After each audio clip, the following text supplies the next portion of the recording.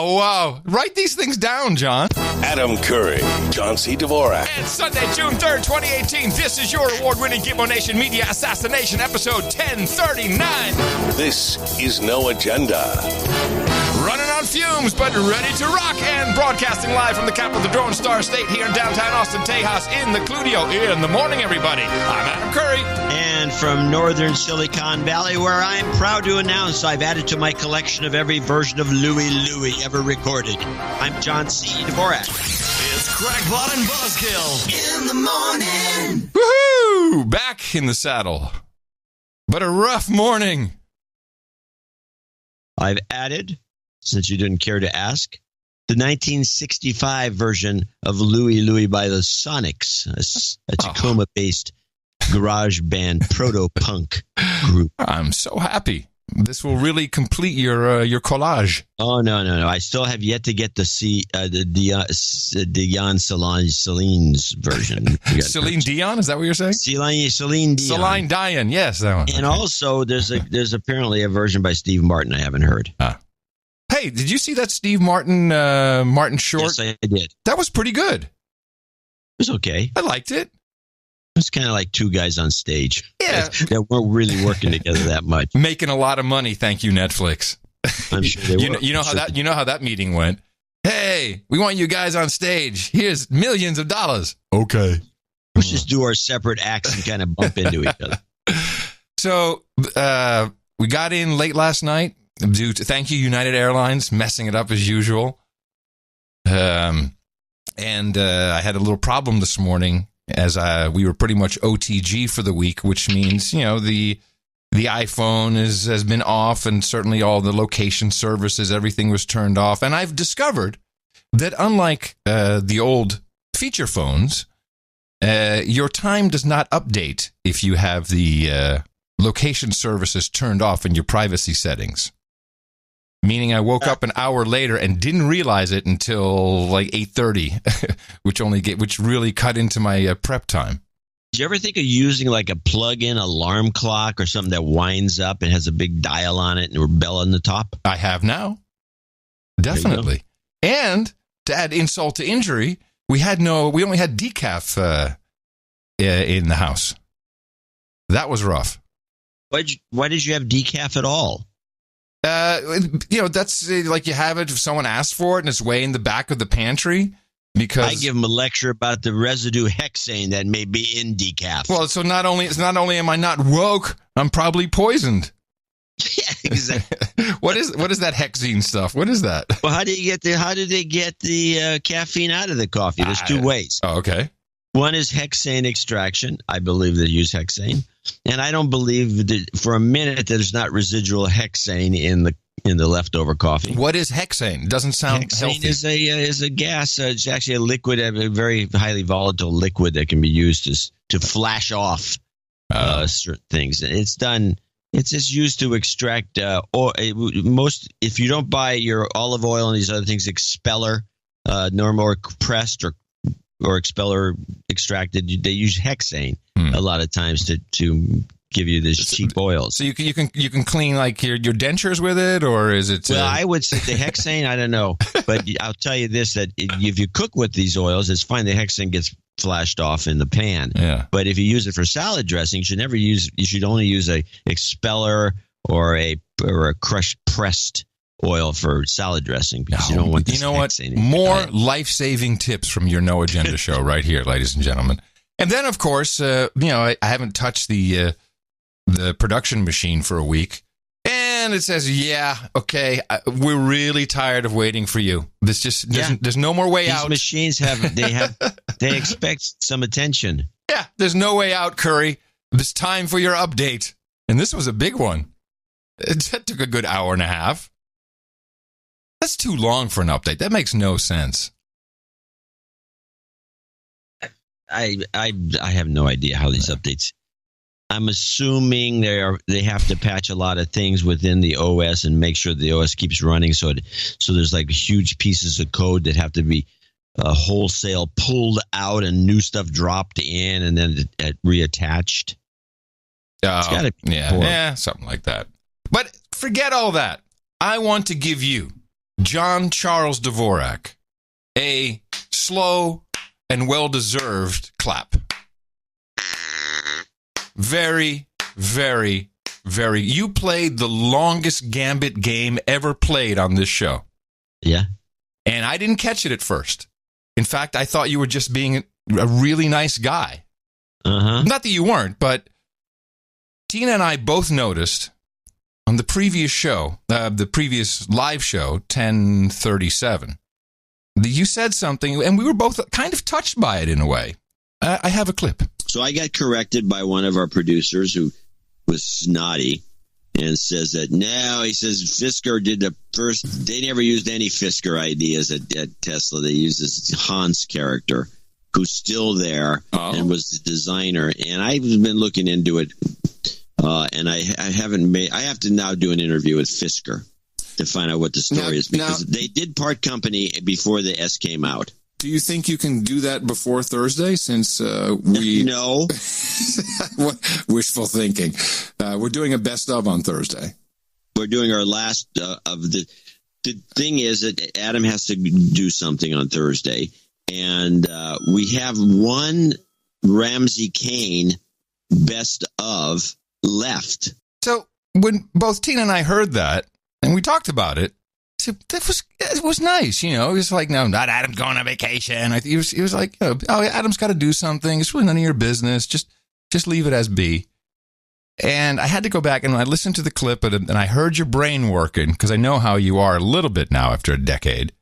You had this whole elopement in Vegas planned from the get-go, didn't you? You had the newsletter in your head. I mean, total genius. Cop to it. A lot of these things just come naturally. Talent, you mean? Yes, of course. It was so good. And so we're, and I'll tell you a little bit about what we did.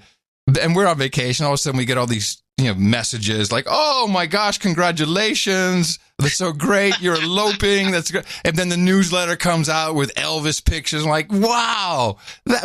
This is why you donate. You donate to see this genius. It was very, very... I even got a note from one of our AFG producers. The AFG is mill speak for Afghanistan. And he said, I know how this works. You're on your way over here and you didn't want anyone to know you were traveling. I can't wait to see you. I'm like, oh, shit, good idea. And when we go to Afghanistan, I'm sure we probably won't announce it loudly up front. But yeah, that's not what's happening. So just take a bow there for a second, John. That was really good. Thank you. That was very, very good. That is the longest you've ever done anything. With the longest time period. Well, it wasn't like, I don't know. It wasn't as premeditated as you might imagine, but it was an obvious thing to suggest, because in fact, if you had, I actually believed it was a possibility. I wasn't insincere. Mm-hmm. Because I know you. You're like, you're, let's go to Vegas and get married by Elvis. I could just see it. Yeah, I can see. But this girl's a little different. I think she deserves better than Vegas and Elvis in Vegas. I think she might get a kick out of something like that. No. But I do want to explain a little bit. I think you're selling her short there. No. Apologize. No.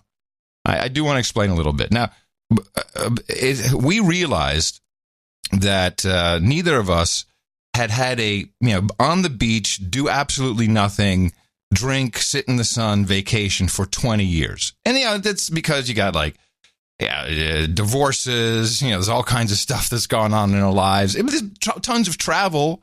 And great things we've done, and we've met people all over the world. But there's always been like meetups or families or something going on. Always pretty much a show. We rarely take a show off when we travel. And Tina, being the chief marketing officer of the Ronald McDonald House Charities of Central Texas, deals with a lot of Central Texas. She works weekends. They have all these donor events. Bryan College Station is within their realm, so she travels there a lot, and this is shitty ass road to go back and forth, and so she's busy. She has all, they don't always get to take holidays at the house because they have to. Someone has to be the house manager, so You choose. You could get Thanksgiving off, but not Christmas Day, and it's all this stuff. So this week came up. It was available for her. I'm like, let's go. And we found there was a new hotel, and I'm not a fan of vacationing in Mexico for just a whole bunch of reasons. You know, one of them being that they seem to roofie people and kill them with their alcohol.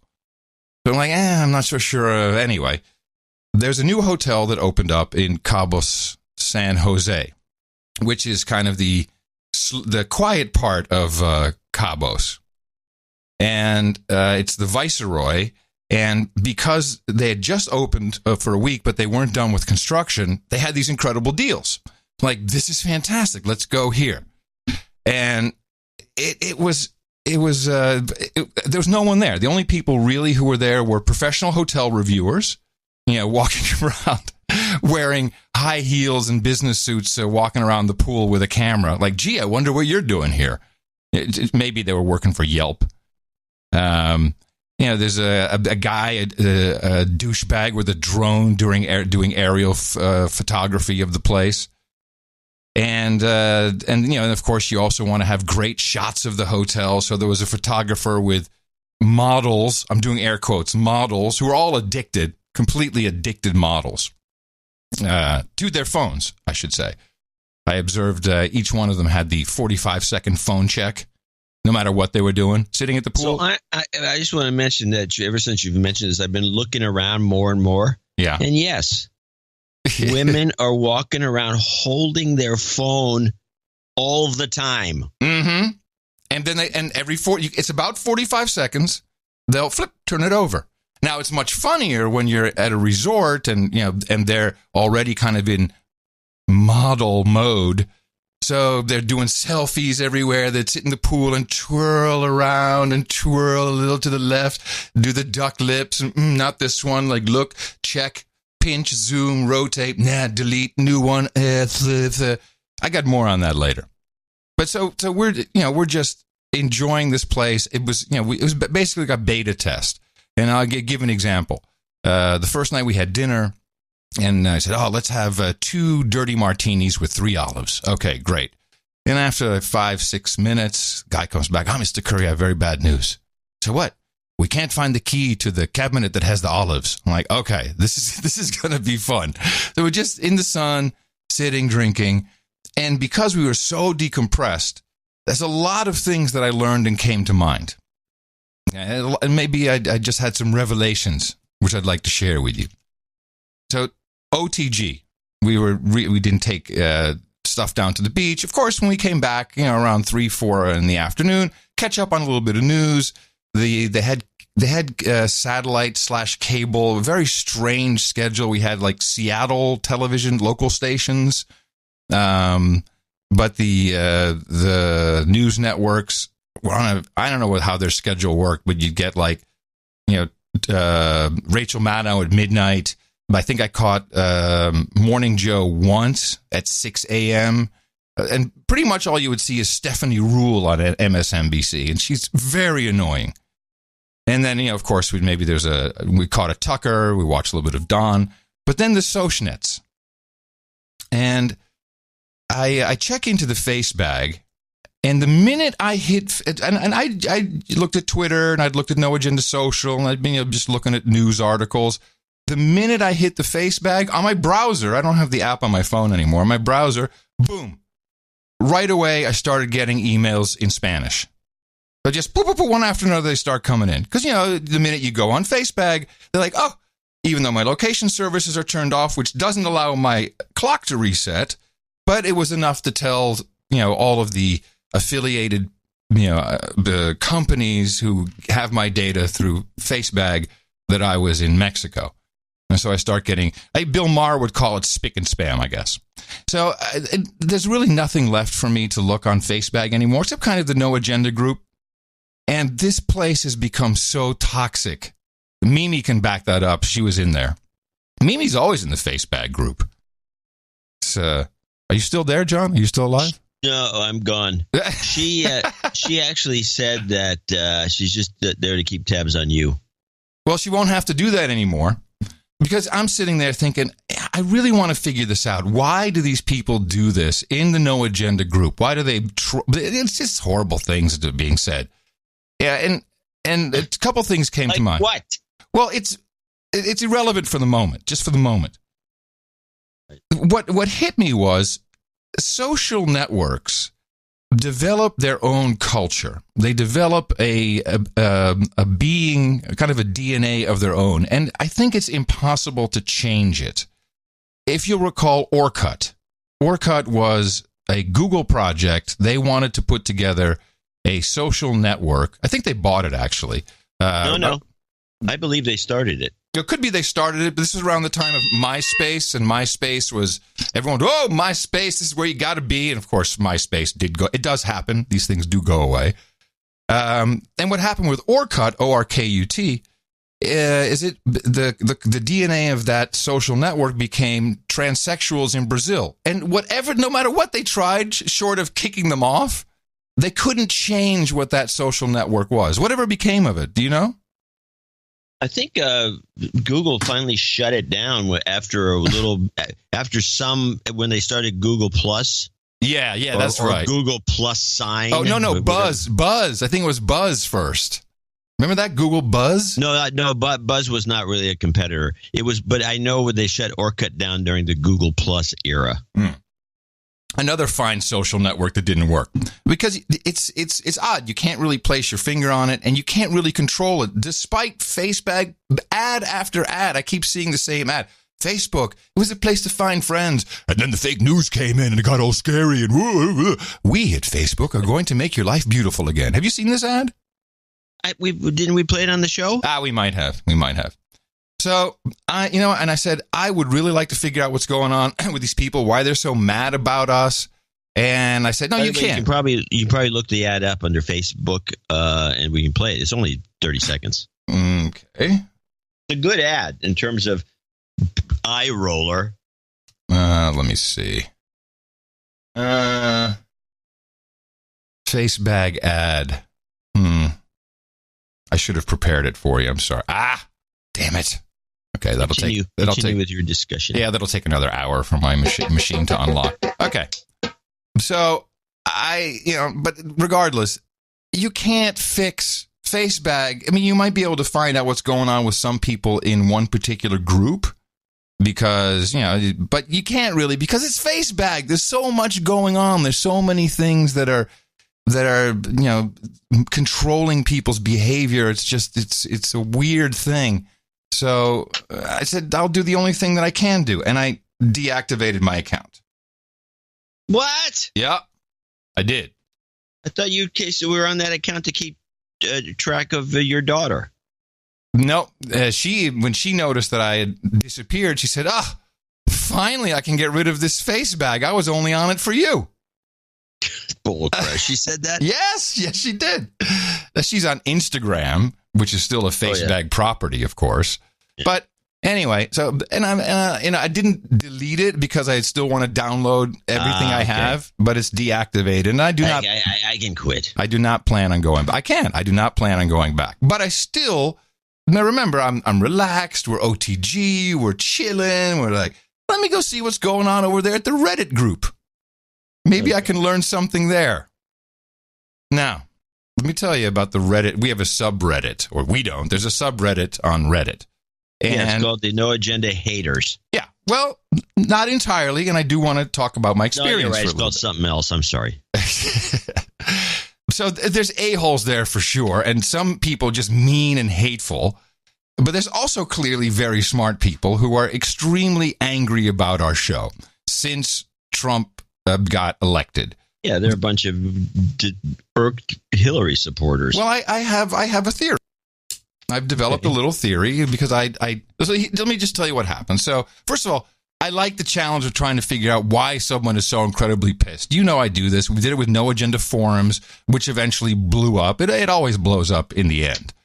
Yeah, because it's unhealthy. You're getting to my point. I'm going to get there.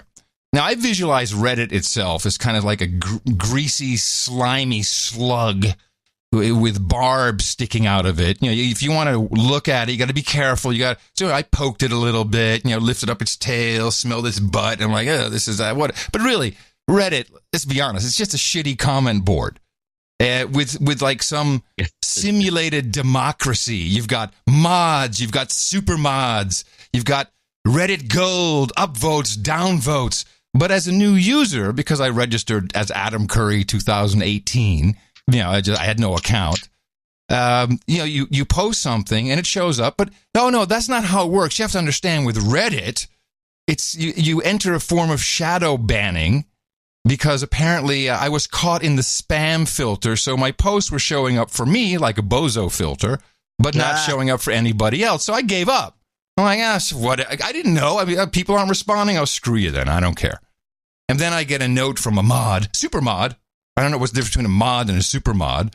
Super mods are the supervisors. They're supervising modifiers or moderators. Something like that.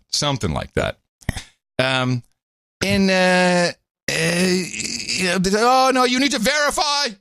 She says, I have to verify. Everyone here is anonymous. I have to verify. You have to tweet me. I'm like, I'm not going to tweet you.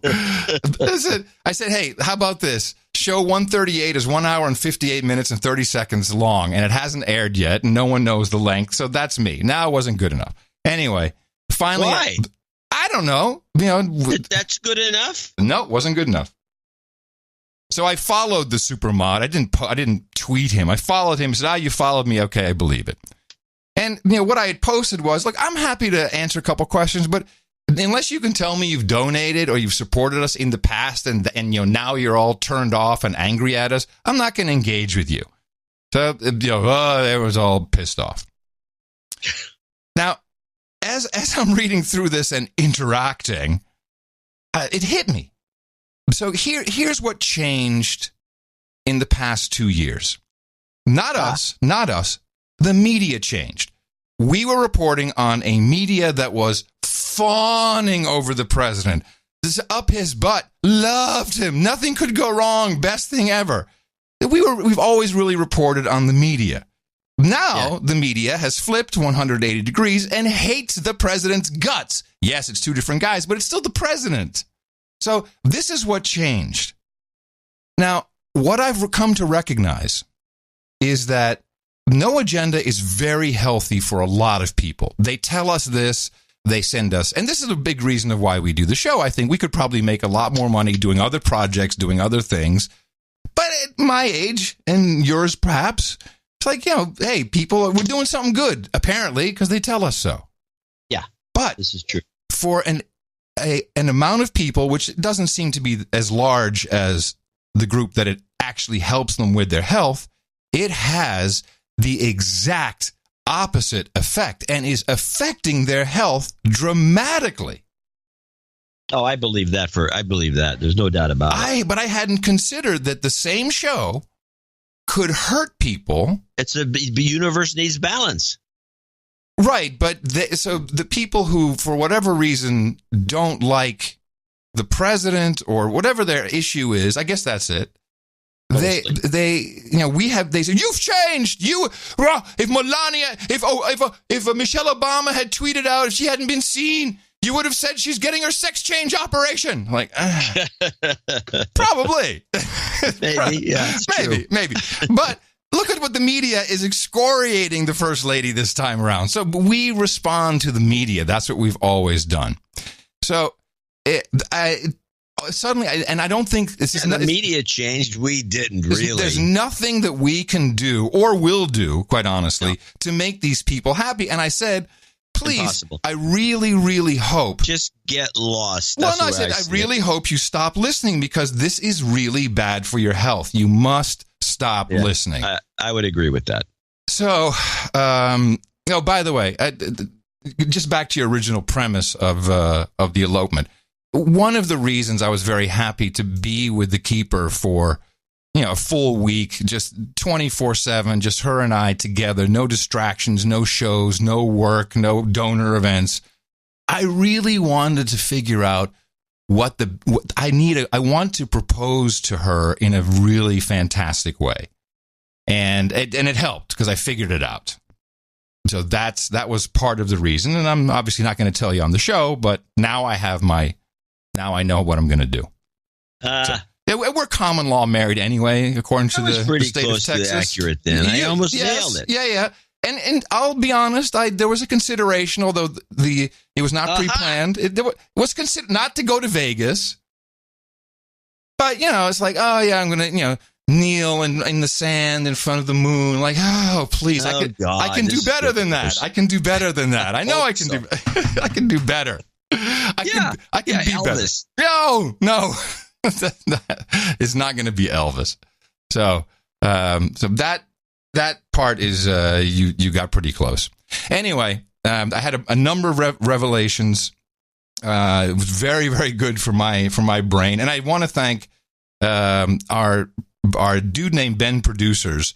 It's worth mentioning how incredibly cool our system is. Just take this into consideration. I was thinking, I need to find the clip where John said Adam has something else to do on Thursday. So I know it's in episode 1037, but where we said that, I don't know. So I go to my buddy Clogwog there in Australia, who's been working on the No Agenda transcript project, and he has output. It's pretty, it's still not great because it's just not great. AI hasn't gotten there yet, and I think he's using either Amazon or Google's transcription service. But I was able to search for this, and I found exactly where you said that. It looked like you said it there, and it had a link to the No Agenda player, which is a complete different project from a complete different dude named Ben. Click right into it. It comes out. I mean, this is mind-boggling to me that we have now connected these things with completely disparate projects, all open source, beautiful. And I also, by the way, big shout out to Dave Jones, who created the Freedom Controller, without a doubt, the most awe-inspiring podcast workflow production tool. And I finally figured out how it will be useful for more people than just me. I mean, he's been building this thing for 7 years, like probably hoping, one day, I'll make money off of this. Mm-hmm. Yeah. Well, maybe I have an idea. Maybe the money will. I certainly know how more people will be able to use it.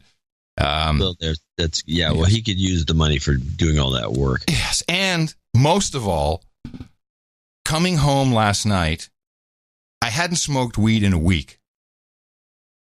Boy, this stuff is good for me because the minute I smoked a joint, everything fell into place. I had all these things. I knew exactly. This is actually when I really figured out what you had done. So it's a magical flower, and I'm all for it.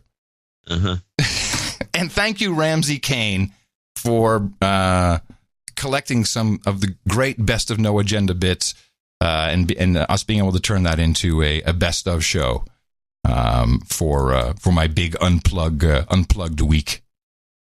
And here we are. Now we're at episode 1039 and ready for a new show. All right. Well, that'll conclude today's show. Come on. So do you want me to tell you what happened while you were gone, since you have no idea? I do know a few ideas. I know that women are angry at other women. They're calling each other the C word. This is apparently really important. Roseanne did something racist. Okay. Blamed it on Ambien. The funniest line of all, of course, when Sanofi tweeted to her saying, yes, racism is not one of the side effects, which, of course, was the stupidest thing they could ever do, because now everybody's talking about the actual side effects of Ambien.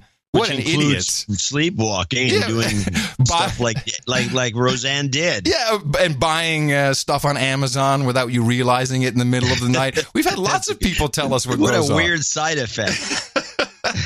So how dumb are those guys? Like, geez, get it together. All right, well, let's talk a little bit about Roseanne, because I think that I have some thoughts on this. Oh, you think it's worth discussing, really? Yeah, I do, and I think that I'll tell you why. Because I think a lot of it is a lot of it's being glossed over. I mean, the real hatred of Trump, well, I just put it that way, by ABC, was born out.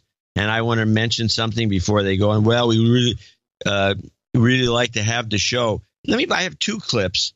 I don't have a lot. I have two clips. But let's start with this discussion. The Roseanne, this was on I believe this was on NewsHour, and they're talking about some of the details. This was the first number one show ABC has had for over 20 years. Is racist. There's no mincing around that. What she said was offensive and apparently was something that people at Disney and ABC could not excuse in any way. But what's so shocking is this was the biggest show they had. They were just touting it at the upfront weeks ago. Could there have been any other path than the one they chose today in terms of canceling the show? I think when you have the number one show on TV, the internal conversation at some point has to involve someone saying to someone else, can we keep the number one show on TV? Apparently there was no way out for them as far as they could tell. But this is something that has been a huge bragging right for ABC. Roseanne introduced Disney ABC executive Ben Sherwood at the company's upfront presentation 2 weeks ago. They bragged that this was the first time in 24 years that ABC had the number one show on television. They bragged about the ratings for the premiere, which were something just otherworldly compared to what we see in broadcast these days. So you have to imagine that this was really the outcome of last resort for ABC. But could there have been any way for them to continue this show without Roseanne and keep a good thing going?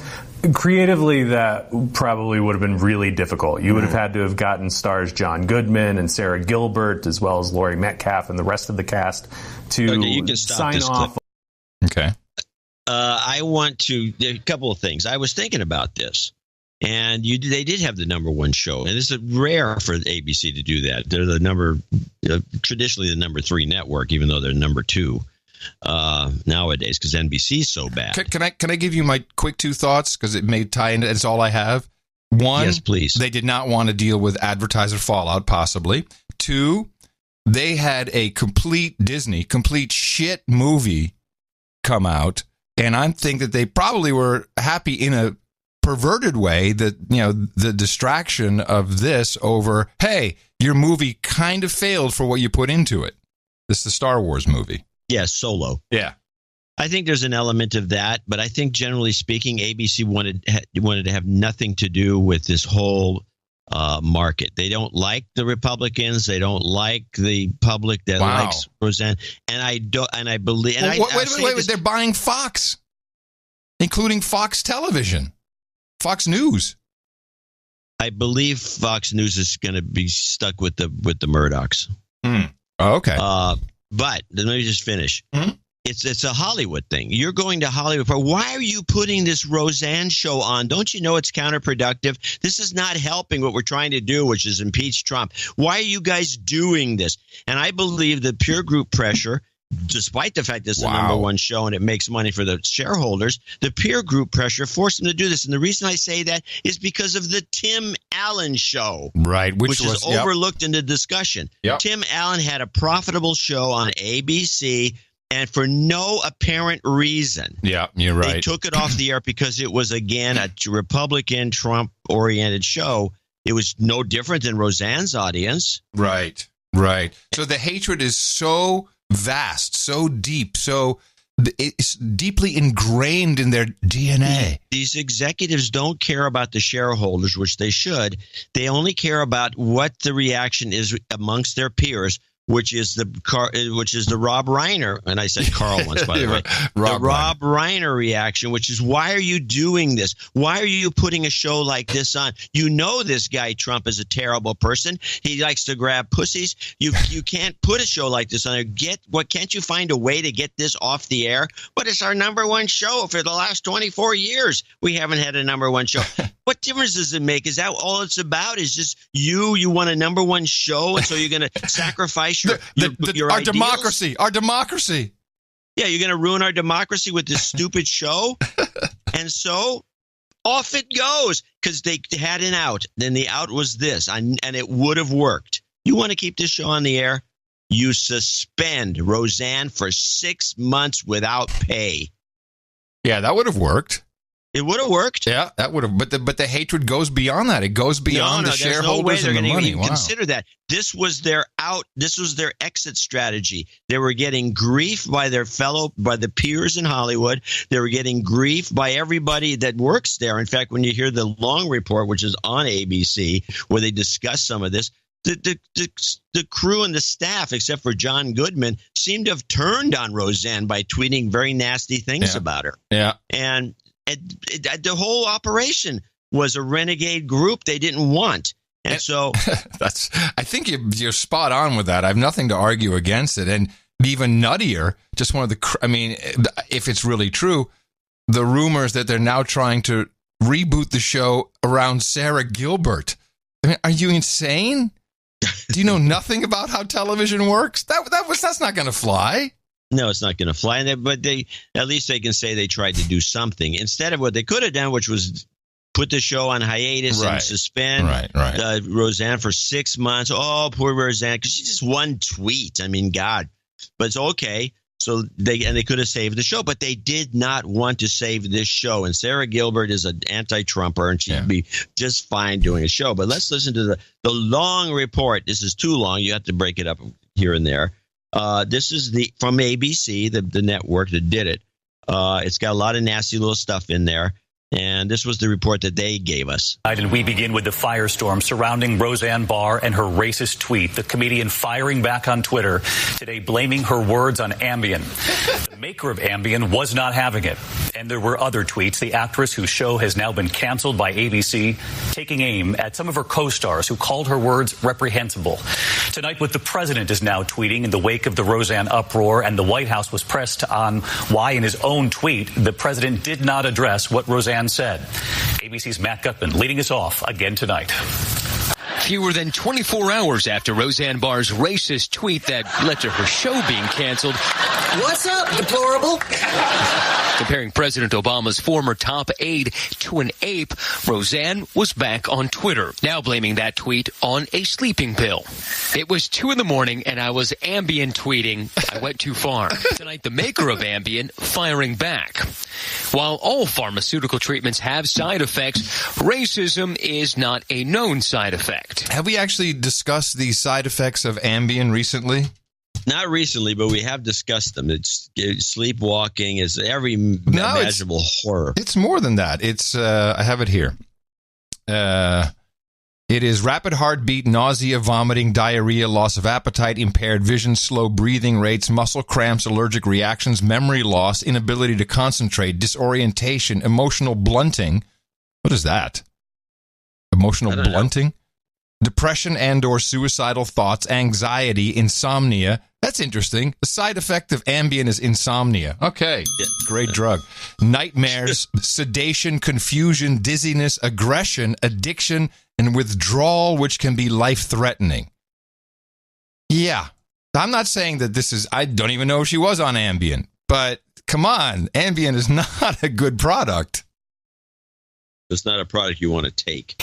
But today, even after trying to blame Ambien... After my nighttime meds kick in, I'm legally dead till 7 a.m. Roseanne then retweeting images of characters from Planet of the Apes with Valerie Jarrett's image next to them. Tonight, President Trump, who celebrated Roseanne before... Even look at Roseanne. I called her yesterday. Look at her ratings. Look at her ratings.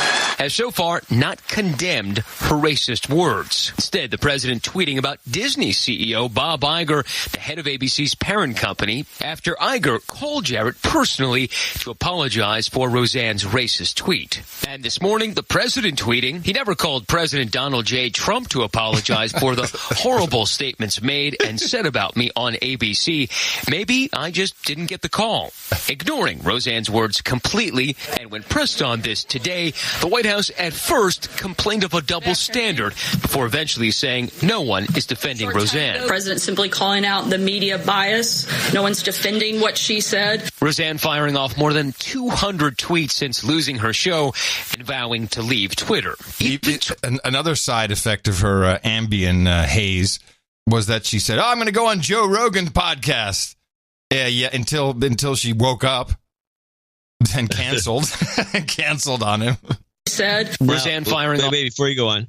So I just got the biggest kick out of Bob Iger, the CEO of Disney, one of the largest corporations in the world, personally calling Valerie Jarrett to apologize. What is he? Well, first of all, she's on his speed dial, so that's not a big deal. Well, that's beside the point. But does he have to apologize for? I'm wondering, I'm asking you, what does Bob Iger have to apologize for? He wants to stay in good graces of Jared and Obama, who is, Obama is going to be an important show business guy with his new Barry and Mike production company. So, yeah, I don't know. It's more virtue signaling. He didn't even call her. Just say I called her.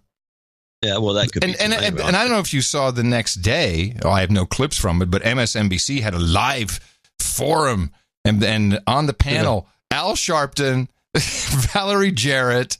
Who else was on the panel? It was just all hate against white people. And Valerie Jarrett said, I take this as a learning moment. Okay, fine. Anyway, we continue. Of more than 200 tweets since losing her show and vowing to leave Twitter, even turning on some of her co-stars. Writing to actor Michael Fishman, who called her tweet reprehensible, "You throw me under the bus." Nice. And to Sarah Gilbert, who called the comment abhorrent. She replied, "Wow, unreal." She's been all over the map with it. I wish she had just said, "I'm sorry," or Valerie Jarrett said, that this could be a learning moment. And tonight, the executive producer of the show, David Kaplan, telling The Hollywood Reporter he and the writers had just returned to work on the next season. It was their first day back. Stunned by Roseanne's tweet, and now many of them out of a job. Even so, this is another great one. Oh, a show got canceled in Hollywood. Everyone's out of a job. Where was everyone complaining about Alan's show? Everyone out of a job. I didn't hear that. Did you? No, I never heard anything. It was just kept very quiet. And as an aside, Roseanne is a moron. You're stupid if you do these things. Their reaction, Kaplan, and possibly a racist, said the reaction was universal disgust, adding, "We were horrified by it, and we also knew what it meant for the show. When it came to racism, there was no longer any way to accept what she was saying." Tonight, Roseanne saying, "I feel bad for POTUS. He goes through this every single day." And even today, as she retweeted that Planet of the Apes image next to Valerie Jarrett, Roseanne Barr still insisting she's no bigot. "I'm not a racist. I never was, and I never will be." Yeah. It would have been smarter if she said Valerie Jarrett is a lizard. There would be no calls. There would be no calls back and forth. It's like, oh, shit, no. They're on to us. Yeah, you got to stick with the lizard. Lizard. Which is a possibility. Yeah. Oh, my goodness. But, then it got conflated with Samantha Bee and... Samantha Bee. Yeah, the Samantha Bee thing was I thought it was... it's to me, it's like... I actually had a clip of it because I finally found one that wasn't censored. And I said, it's not even interesting. No, but it became like this comparison all of a sudden. It's like, what? And then in the meantime, you've got Joy Reid, who demonstrably and now admittedly has tweeted or posted incredibly racist things, homophobic, conspiratorial. They started bringing this stuff out of her being a homophobe, and then you start reading some of the other stuff. She seems like a right winger in sheep's clothing. I was going to say, but reading she liked 9/11 change. Alex Jones. She was a truther. Yeah. Hey, she liked Alex Jones. If she gets kicked out at MSNBC and one of us dies, she's in. I mean, she could be on this show easily. Thinking, wow, what a faker she must be. And this is what happened with Ed Schultz. When Ed Schultz was on MSNBC, he was a Republican hater. He went through these screeds that were just phenomenal. Yeah. And then he goes to RT, and the next thing you know, he's an Obama critic. And the thing is that with this hate, and it's the same that's in the Slimy Slug Reddit group. The hate comes out with curse words. It comes like Keith Olbermann, I guess, has been rehired at ESPN, and he's just tweeting MF this, MF that, you MF that, you MF this, and Samantha, and I didn't clip anything either, but she also insinuated that there's incest between Ivanka and Trump and her father. Yeah, absolutely. Which is like, wow, and so it comes out with these words which. The "see you next Tuesday," which is just something a man doesn't say to a woman, but women don't like it when they say it to each other either. And that's in the U.S. because in the UK, it's like they say that to each other. People use the C word all the time. So, words have different meanings in different contexts in different countries. But don't say bloody in the UK. They'd lose their shit if you say that. So it's just a word, so I really don't care. But the whole thing is just, it wasn't funny. Where was the humor in it? And maybe it's just not my humor. Maybe other people think it's hilarious that she said that. It's possible. Well, sarcastic, but that's liberal humor. Well, political humor is always going to piss somebody off, doesn't it? Isn't that kind of how it works? Well, especially, yes. It's always done that. Yeah, and us being a comedy show, we know you're never going to make everybody happy. But anyway, the whole thing was a charade as far as I'm concerned, with the Roseanne getting ousted when they could have saved the show. But they definitely did not want that show. They were embarrassed by it. And they were probably really even more embarrassed by the ratings it got, because it was telling them, I mean, if you're a programmer, and you're seeing this ratings on this kind of right wing, it's not even that right wing, it's pretty middle of the road show that was about white middle class getting all this attention, when you're doing all this alternative stuff, it's never coming in first or second even. Right. But you got, the Modern Family, you got the gay couple, they've stereotyped, which I think is offensive, by the way. Yeah. And they have all these other kinds of crazy shows, Off the Boat, Blackish. They're funny. Well, but Blackish is to me, it's hilarious. It's a very funny show, very well written. It's got some good people working there, but these are okay. But this other show it was making them look like they were idiots, because they could have done more stuff like this, and they did have Tim Allen, and they got rid of him. So they're not even interested in ratings. They're interested in virtue signaling with these shows. Yeah, above the shareholders, above income, above pure profit. That's an interesting way to run a business. And Facebag is doing the same thing. Facebag is going to run into exactly the same trouble. At some point, people start to walk away. Here, I have this one. Hold on. Facebook holds a much-anticipated shareholders' meeting on Thursday, an annual event that normally lionizes boss Mark Zuckerberg. But this year, 6 shareholder proposals could wrest control from Zuckerberg. The proposals include one share, one vote, the setting up of an oversight committee, and a report on how Facebook is tackling gender inequality. Facebook opposes all 6 proposals. That's going to be fun. I like the one share, one vote. That's a problem. Which is the way it should be. Yeah, because you have no control as a shareholder. You can't even organize because of Google came up with this crazy version of the shareholdership, which gives you 0 votes. Essentially, it's useless. And but you don't even share in profits because they don't have dividends. So you're making you might as well be at the crap table. Hopefully, the price of the stock keeps going up, because that's the only thing supporting. Well, it seems to be. It seems to be doing okay. Although, it is, although reports everywhere that millennials are leaving the Facebag, that it's 57 plus.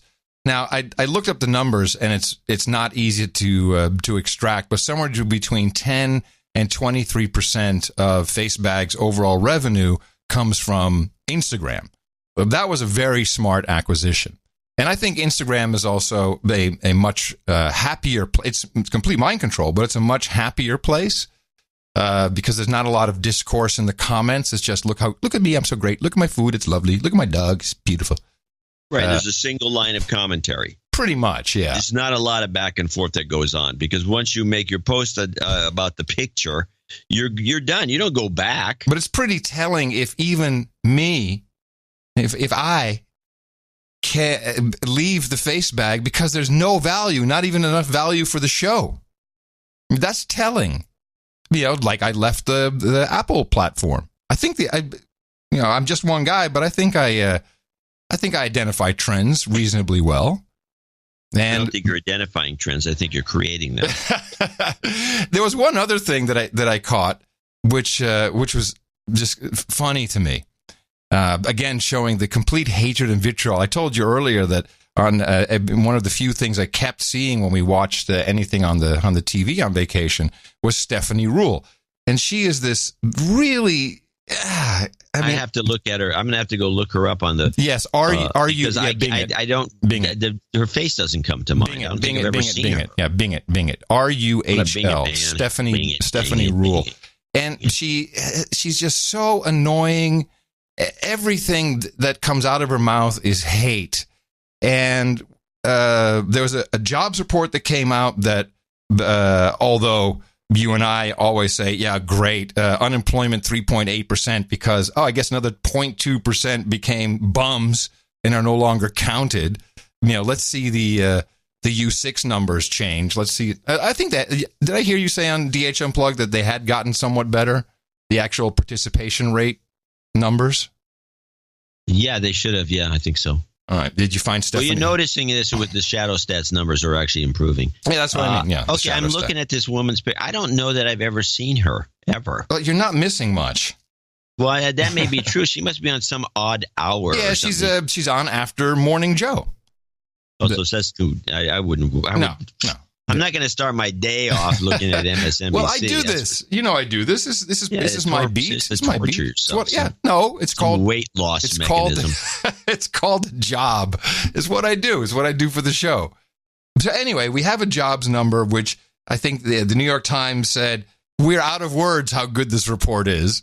And okay, it sounds good. It sounds like double what we would expect. I think 150,000 is what you need to really to stay even, stay ahead of the game. So not even double, but it was a good report. And here is her response. I completely understand why the economy is a win for the president. But to send this tweet out 1 hour before it becomes public, the lockup around this number couldn't be taken more seriously in Washington and Wall Street. So the security around these numbers is incredible. Where Eamon just was in the lockup, I've been there before. I've been there with Eamon before. They take away your cell phone. They put you in a room. You're allowed to look at the numbers. You don't have any access to the internet. If I were to, before 8:30, text my wife and say the job numbers look good, I think I'm going to be home late, I would never work in financial journalism again. These numbers are so tightly guarded because it's not just the top line number. It's all of this detail about different industries that are tradable. And if you can get that information early, of course, then you can make a decision in financial markets. Traditionally, the president gets that number the night before. That's exactly right. But we've never seen a president make any comment. I reached out to the SEC this morning saying, hey, boys and girls, you care about this, and they're declining to comment. This is quite a big deal. I mean, at 7:21, right after he put the tweet out, we didn't see any price action change, but we saw volume change. So to people at home going, oh, who cares? The president is excited about it. He wanted people to look ahead. I understand that sentiment. But the president is also taking action that could impact trading. Millions, possibly billions of dollars. Now, of course. It didn't change any prices, as she noted. Well, hold on. Let me finish. Let me finish the sequence. I know what you want to say, probably. This was all over the news. Here's CNN's John King. It's not. I get Larry Kudlow works for the president. Larry Kudlow worked for another president pre-Twitter, Ronald Reagan. Go back and look. He says it's routine. I dare you. Go back and look. Ronald Reagan, George H.W. Bush, Bill Clinton, George W. Bush, Barack Obama. Find a president of the United States talking about, tweeting about, communicating about the unemployment report before it came out. I dare you. Okay. Dare accepted. President Barack Obama. 126,000. Tomorrow, we're expecting another dismal jobs report on top of the 2.6 million jobs that we lost last year. I'm sorry. That sounds like he just explained the jobs numbers in a press conference before the jobs numbers. That's what it sounds like to me. In fact, he was very specific. Trump was non-specific. He just said, I'm looking forward to it. Well, we obviously, it was telegraphing. Let's not bullshit about that. Well, I mean, it's true. I think you can say that, but it wasn't technically as bad as what Obama did. No. But they will not bring that up. Obama had real numbers. He said some actual numbers. Yeah, he had actual, but and this was a different situation because it was the Great Recession, the worst financial crisis since the Great Depression. But he did communicate the numbers. So don't tell me that he didn't. I'm sure you can find it with these other guys, too. Probably. These guys are just on these shows lying through their teeth. Yeah. Hey, what is this? What are these why do you have, John, why did you bring Fleetwood Mac clips to the show? I'll tell you what, I'll play the Fleetwood Mac, but I do have a jobs clip, too. All right. Oh. That's why I was I'm sorry. Okay. Yep. because there's a word there that says jobs. Where's jobs? This was the PBS NewsHour take of this thing, and I thought it was pretty objective. A remarkable moment. Neil, I want to turn to some, controversy today. The president himself tweeted this morning at 7:21 a.m. This was a little more than an hour before these numbers came out. And I'm going to quote, he said, looking forward to seeing the employment numbers at 8:30 this morning. This has caused quite a stir among economists. Why? Yeah, so these numbers, it takes weeks to prepare them, but they're kept under lock and key. It's a very sensitive thing because they move markets. The dollar, the bond market, the stock market all swing dramatically when these numbers are released. So they're kept very confidential, locked doors, not spread widely. The president does get a chance to learn about them the evening before. The problem is if this becomes routine, if the president kind of tips his hand or hints about what's to come, it could be very destabilizing to markets. And the idea that there wouldn't be this kind of predictable 8:30 a.m. at exactly the everybody gets the numbers at the same time, knows exactly how to interpret them. We want that predictability, especially if we find ourselves in a crisis or recession when these numbers really markets turn on every decimal point. Diane, there are even some critics out there who are saying the president broke the law when he did this. So what is the rule? Wait, is there a law? Is there an actual law? I don't think there's a law. Is there a law? No, that I know of. They just, it's just an SEC rule about one thing or another. He can say whatever he wants. He could get the things the night before and announce it himself if he wanted to. He can pardon Martha Stewart. Yeah. Guy's got some power. About time somebody did. Critics out there who are saying the president broke the law when he did this. So what is the rule? Well, the rule is that we don't see any government agencies talk about the numbers at all, an hour around the numbers. And I think that's really important is because I work with the National Association for Business Economics, the Statistics Committee. I work with these institutions. And part of the reason for keeping that sort of time frame out there, not having advanced information, all the reasons that Neil suggested are absolutely true, but also very important is the integrity and credibility of the data.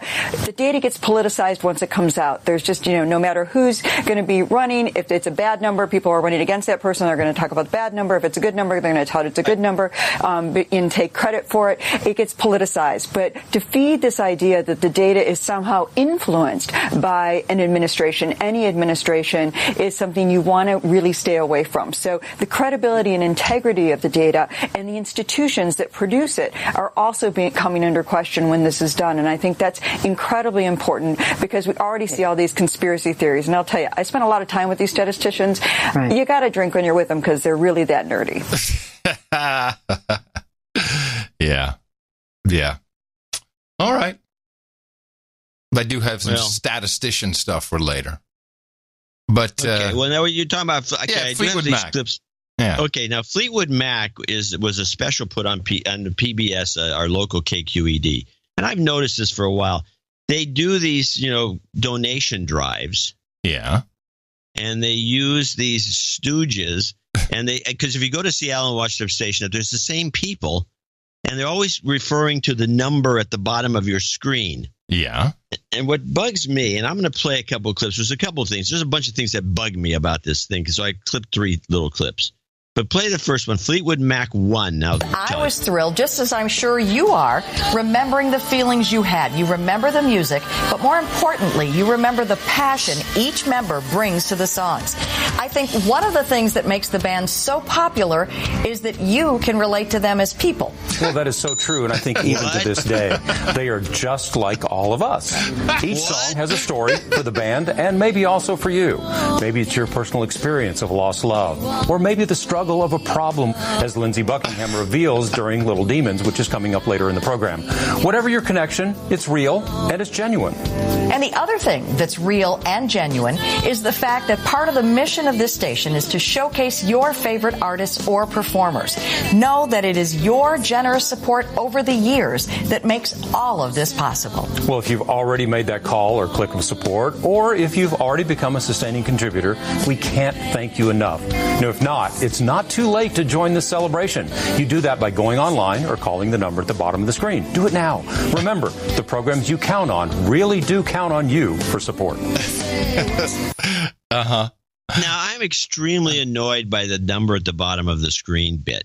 And I'll tell you why. In fact, before I tell you why, though, let's play the second part of this clip where the head honcho woman of PBS comes on and has a pitch. And she has a new term, by the way, for donors who subscribe, which are sustainers. They made it a new word. Instead of sustaining donation, it's sustainers? Yeah, sustainers. You're a sustainer. And before we play it, I will agree that whenever I hear Fleetwood Mac, it also reminds me of my cocaine-fueled heyday. I mean, yes, they're real people. Reminds me of that. I was backstage with that group once. Oh, how was that? It was very uncomfortable.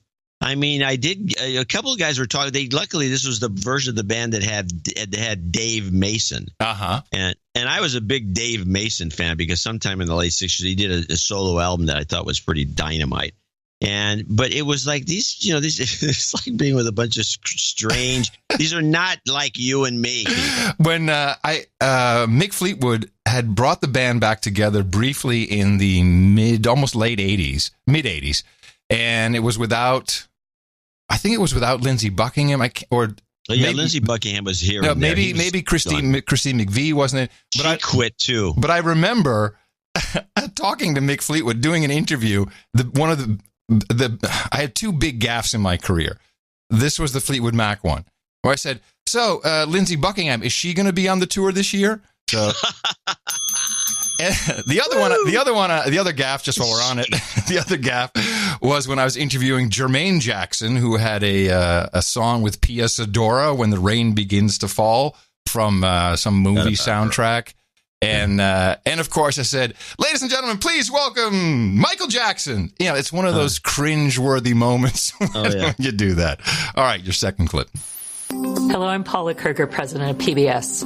Thanks to your support, this station is able to present stimulating science shows, award-winning children's programs, sweeping drama, and groundbreaking documentaries.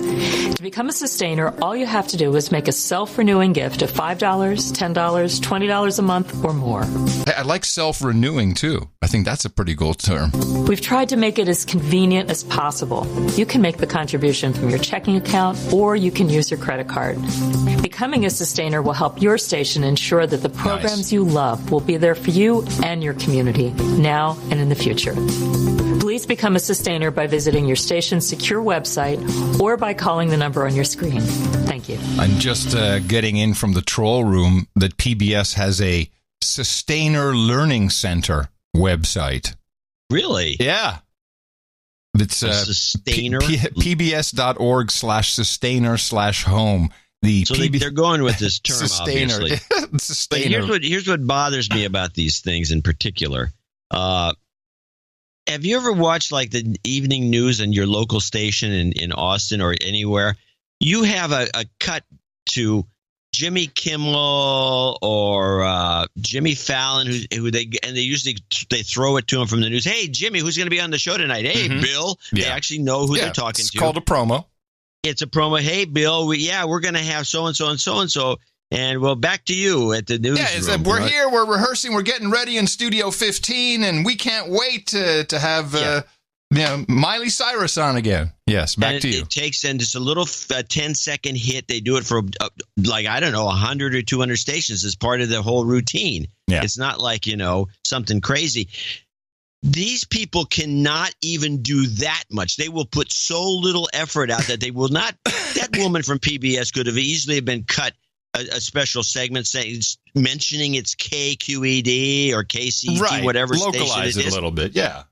There's no localization whatsoever because it's too much work.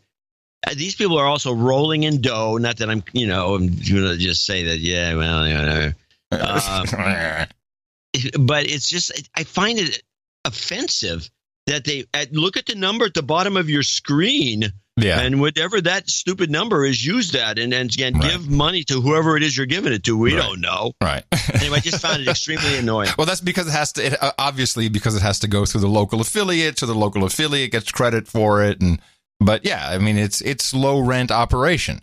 It could have been. What does it take to make a special 10-second thing? I agree. In particular, if they do it on Fallon, they can do it anywhere. And if you have all this money to create all these groundbreaking documentaries, and what was the other term about dramas? Sweeping dramas. Sweeping dramas. That's right. Sweeping dramas. Yeah. Then it's about those cleaning women. Yeah. Do you have $10 to do a live cut-in for your local station? I agree with you.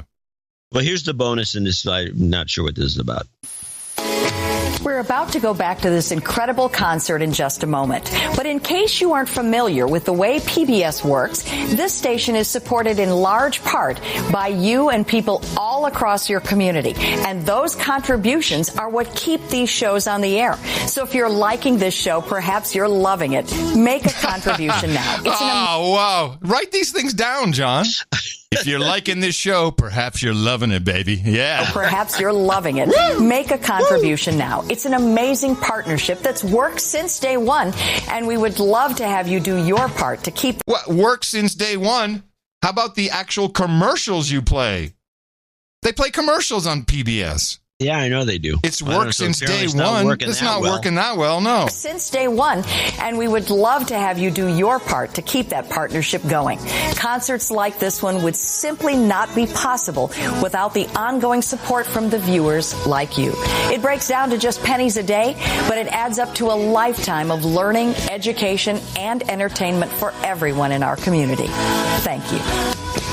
Bonnie, I think of Fleetwood Mac, and I immediately think of PBS, and every one of you who have been with us for a number of years, you are keeping the music history alive by watching and supporting this PBS station. And you think about all of you out there who never heard of Fleetwood Mac until you are watching this show. And we want you to know that you can make the difference. Go online or call the number on your screen right now. Now I want to say one last thing. I love PBS, that. especially our local station, eschewed, using that word, all rock and roll until just a few years ago. I mean, it was like during the 60s and 70s when there was like a local revolution in San Francisco of bands like Jefferson Airplane and Grateful Dead and all these groups. Just didn't, they paid no attention to it. They refused to play this stuff because it was beneath them because they only played classical stuff. So this is nonsense. I'm sickened by it. Well, of course, this always they use this. They cut these deals, pure commercial deals, because what they're doing is promoting Fleetwood Mac's tour. And Fleetwood Mac is touring, and so they cut a deal, and the deal is we'll give you all this promotion. We're going to buy, and I don't know if they still do it with the DVDs. They have DVDs, yes. Yeah, it's not like Fleetwood Mac gets paid when this plays on PBS. I mean, there's royalties, there's public rights, and there's performing rights. There's all kinds of money coming in. So it's a commercial deal, which is fine. Typically, though, they usually get someone from the band in to talk about it. You didn't see any of that? Was there no the band none never of that, had a band guy come in. They're too stoned. Good catch. Good catch. And I think we have learned something. I certainly want to use the sustainer. And remember, if you like the show, you just might love it. And a great time now to thank you for your courage and say in the morning to you, John C. C stands for see you next Tuesday, Dvorak. And the morning to you, Mr. Adam Curry. Also in the morning, all ships at sea, boots on the ground, feet in the air, subs in the water, and all the dames and knights out there. Yes, in the morning to the Troll Room at noagendastream.com. They're doing a great job there. Good to see most of you there. Also, in the morning to Tungsten Tom. Now, I went back because we prepped for the Best Of show. We did what are called wraparounds that we do in the beginning, the middle, and the end of a Best Of show. And I found a piece of artwork which was in the evergreen section. The number, I mean, we're up to 11,000 pieces of art now. I think 11,300 something. That's a lot. This was in I think this was in the 300s. 300s. This is how old we dig this around is. Sometimes we'll look for stuff in the past because there's gold. It's gold. It's mining. Yes. And we're not talking Reddit gold, people. We're talking real gold. And we appreciate that, Tungsten Tom, if he's still a listener, as well as all of the artists who contribute to our album art. It is one of the great differences, the great differentiators of the No Agenda show is we have fresh album artwork for every single episode. If you like No Agenda, you'll love it for the artwork. I'm working. I'm practicing. Yeah, keep that in. That's yours now. NoAgendaArtGenerator.com. Our value for value model works a little differently. We just tell you, hey, Did you like anything you heard? Did you get any value? Did it make you feel good? Did you learn something? Yeah, put a value on it, send it to us. And that's what people do. And we appreciate that. And anyone over 200 it becomes an automatic associate executive producer. Over 300 per episode, automatic executive producer. Just like Hollywood, we'd like to thank them in a separate segment more at the beginning of the show. And that's where we are now. We also, this is going to be a little long today because this is for two shows. 2 shows, right. The best of, again, and thank you, Ramsey Kane. To show 38 and 39, I believe. Yeah, yes, 38 and 39. Correct. So let's thank these people one after the other, starting with Dave Fugazotto in Gladstone, Missouri, 38338.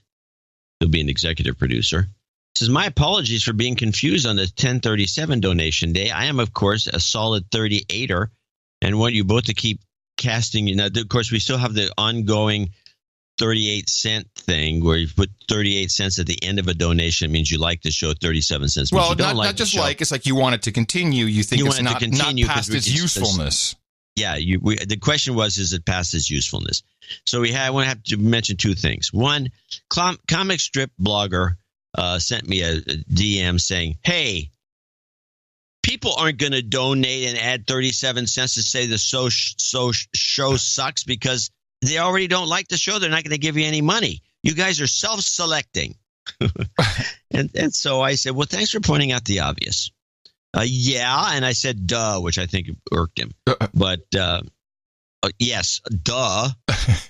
Yeah, we're not going to get a lot of, we're not definitely going to get no $1,000.37 donations. But what it does is it does open up a conversation, and people tell us why they like it, and we've gotten a lot of notes of people who think things could be better or different, and some hate mail. Got some of that. Mail. Got some hate mail. Yeah, not a lot, but we get some. It was useful. Yeah, and I don't have the totals. I'll bring them up on the Thursday show or Thursday. My apologies for being confused.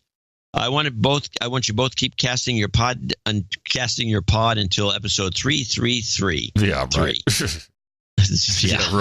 Right.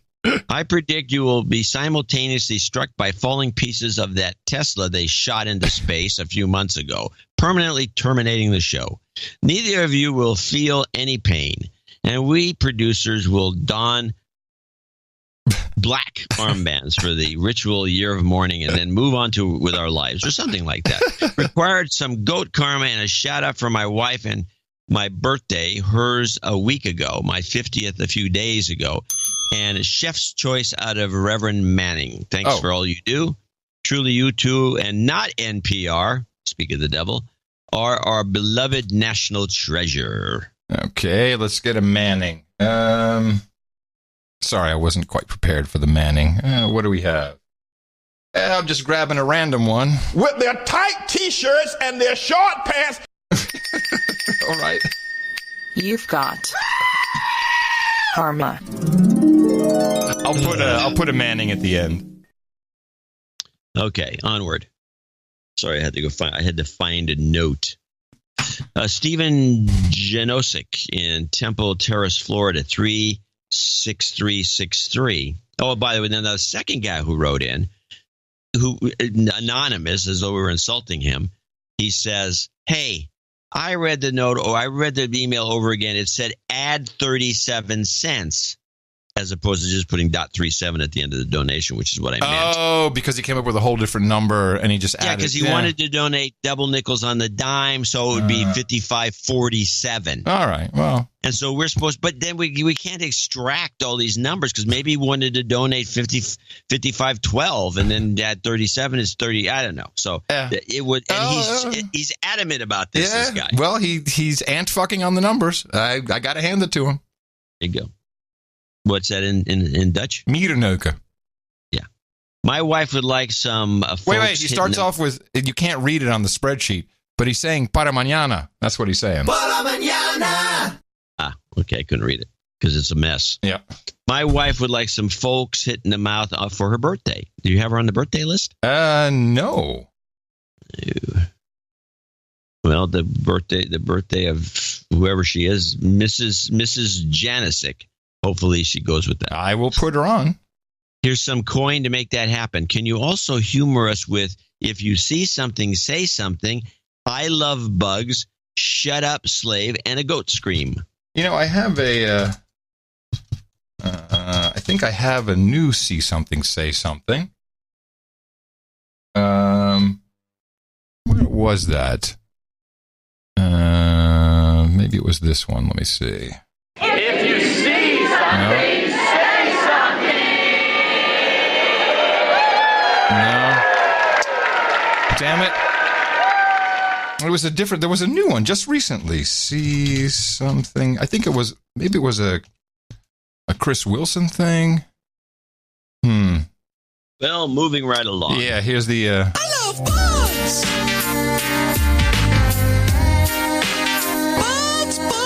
Bugs. Tastes like poop. Shut up, slave. You've got karma. There's so many variations on shut up, slave. Sir Colin Sloman, $333.38. Again, Great Britain. I'm very happy to upvote the show, which remains the best podcast in the universe. Title change for me, as I am now living it up in the desert of Saudi Arabia, I guess, and would like to change my title to Baronet Horatio of Arabia. Okay. Of Arabia, nice. 48 degrees C as we speak. Woo! That's warmer than Austin. 120? It's up there. The donation takes me over the threshold for Baronet, and I'm delighted to keep supporting the show from the beginning. Excellent. We will do that later on. Give us a report. Yeah. By the yeah. Rory, little movies are cool if you can get them, shoot them without somebody stopping you. Rory Bushka in Novi, Michigan, 33333. Dear John and Adam, after waiting with anticipation for months, I have finally the chance to donate the amount of $333.33 in honor of my 33rd birthday, which serendipitously falls on the show day, May 31st. Consider May 31st. This was okay. You just missed it because that was close. I consider changing the 033 at the end to amount to 38 to indicate that the show is still incredibly valuable to me per your recent donation poll, but the power of 33 compels me to stick to the script. I'm still not a knight, but this contribution should encourage and inspire the most inveterate freeloaders to find a compelling reason to donate big on a suitably momentous occasion. Nice word. Thank you for being two voices still seeking the truth in an empire of lies. That's right. Inveterate. Is he on the list? Yes, he is. Thank Ryan you, McWhirter in St. Clair Shores, $333 even in Michigan. Longtime listener, first-time donor. It's also my birthday on the 3rd. I'll be 35. Shout out to my smoking hot girlfriend, Ashley, who I've hit in the mouth. Woo! That's not. Please de-douche me. You've been de-douched. He wants you to play Crossing the Border Karma and play Sharpton, one of the Sharpton hit reels. Tonight is the measure of whether the country begins in the state of Wisconsin a national drive to push back, or whether we have more to go to build a movement of resistance. But resist we must, and we will much about that. Be committed. Joining me now. You've got karma. The next one says has an email. No, I've got the wrong one. The one after this has an email. You might want to check while I'm reading this. I will. Andrew Grasso in Merrick, New York, 333, executive producer for show 1039. There it is. Email forthcoming. It's already in here. You got it. Dear John, I'm making this donation of $333 Aussie dollars to get myself an executive producership for my 50th birthday this Wednesday. Is he on the list? All my life I have been a liberal. It's a lot of birthdays today. All my life I've been a liberal. I was a fan of Bernie and very disappointed when Trump won. Shortly after the election, I asked a question at a dinner party about why we went to Iraq and was hit in the mouth. That changed my life. I have not missed an episode since. I have gone back to episode 426 to learn about pipelines and took it upon myself to go back to the day Trump was nominated to RE Live the whole election, to relive the whole election. From my newfound perspective, I particularly loved episode 777, make a note, with the discussion of Gog and Magog. Oh, yeah. I remember that. Yeah. Gog and Magog. Wow, I have to go listen to that again. The price of this donation alone. I have to go back and listen to that myself. Yeah. My family thinks I'm obsessed. My kids say I'm in the morning and thank you for your courage. I have alienated just about all my Facebook friends and argue with my fabulous Dementia B mother every day. She has only watched the Food Network since Trump won, as she can't cope. This is in Australia. and thinks we're all going to die. Please don't ever give up what you and Adam do. As I said, you've changed my life. I need a de-douching and I resist very much. All right. Andy Cantrell. You've been de-douched. But resist, we must, and we will much about that be committed.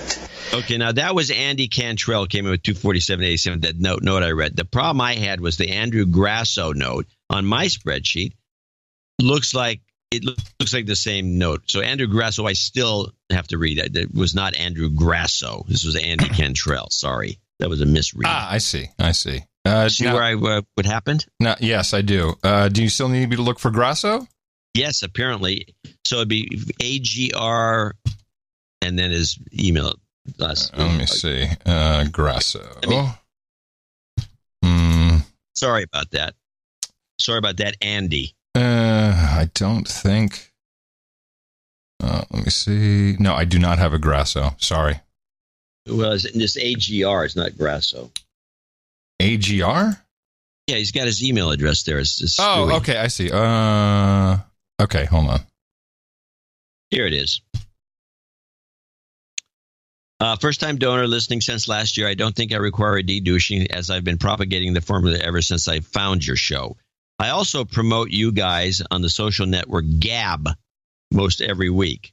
My donation today is part shilling and part thank you. I'm trying to get a web development and digital advertising agency off the ground. So if any listeners out there need a new website, a brand logo refresh, or e-promote their business to those damn kids, please call me at AGR. Looks like A-G-R, maybe. Yeah, no, it's just AGR at atlandigital.com. Yeah, ATLANDIGITAL.com. Not only do I have a startup, I also have a fiance stomping the floor like Marissa Tomei and my cousin Vinny about getting married and having babies. My clock is ticking. As well as my parents' home in foreclosure. I do free consulting, and I would take any and all work at landdigital.com. Please play Trump's Jobs with a goat scream karma. Thanks so much for all you guys do. Andrew Grasso in New York City. Jobs.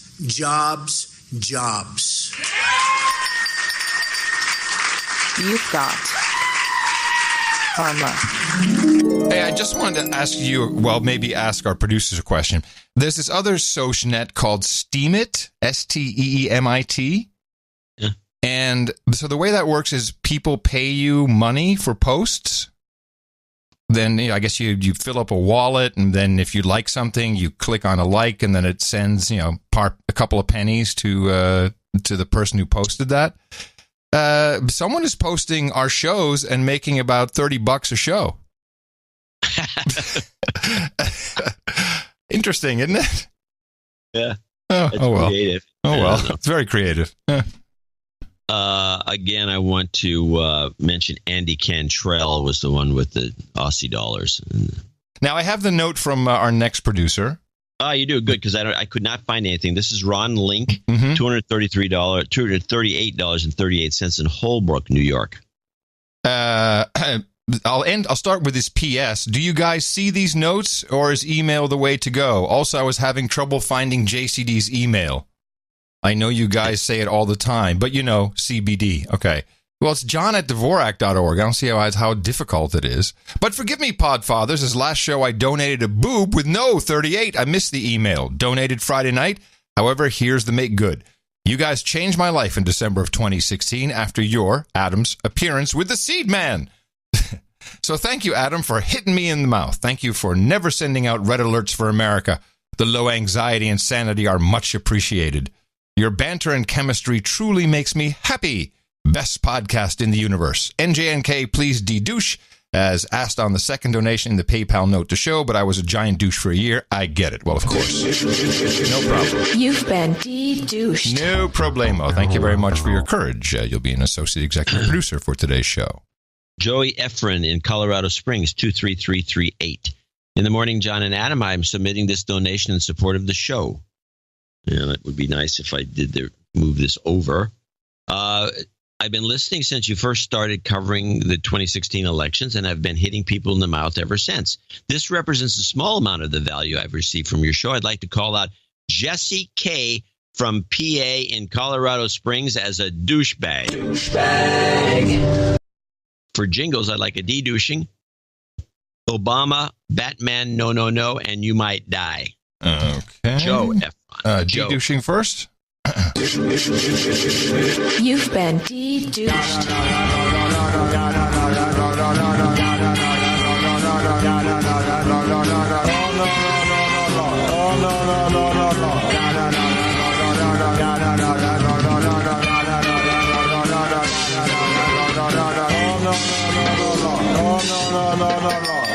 You might die. You've got karma.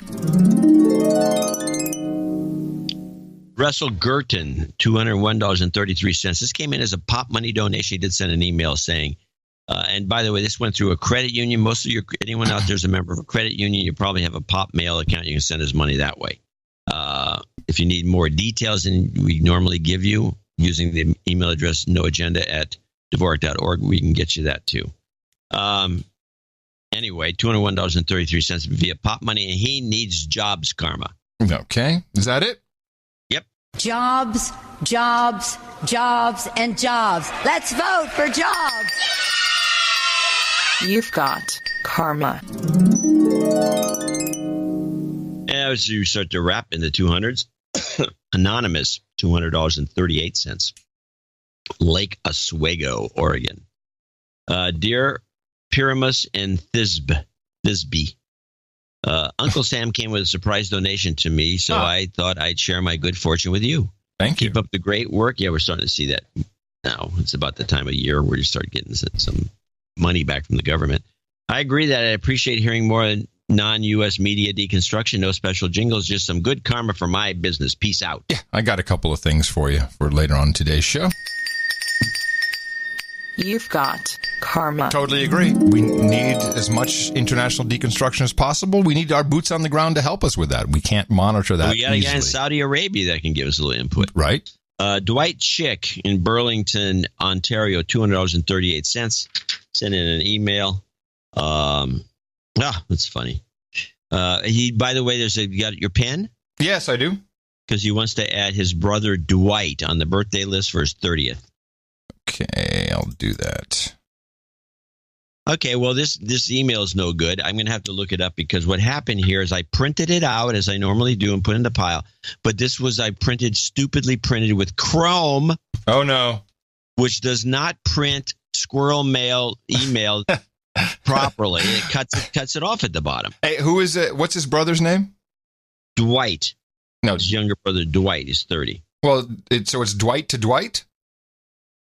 What he says, brother Dwight. Here, I'll read it to you. What he said. Yeah, that's what it doesn't make any sense. Let me look him up. So I pull up the email.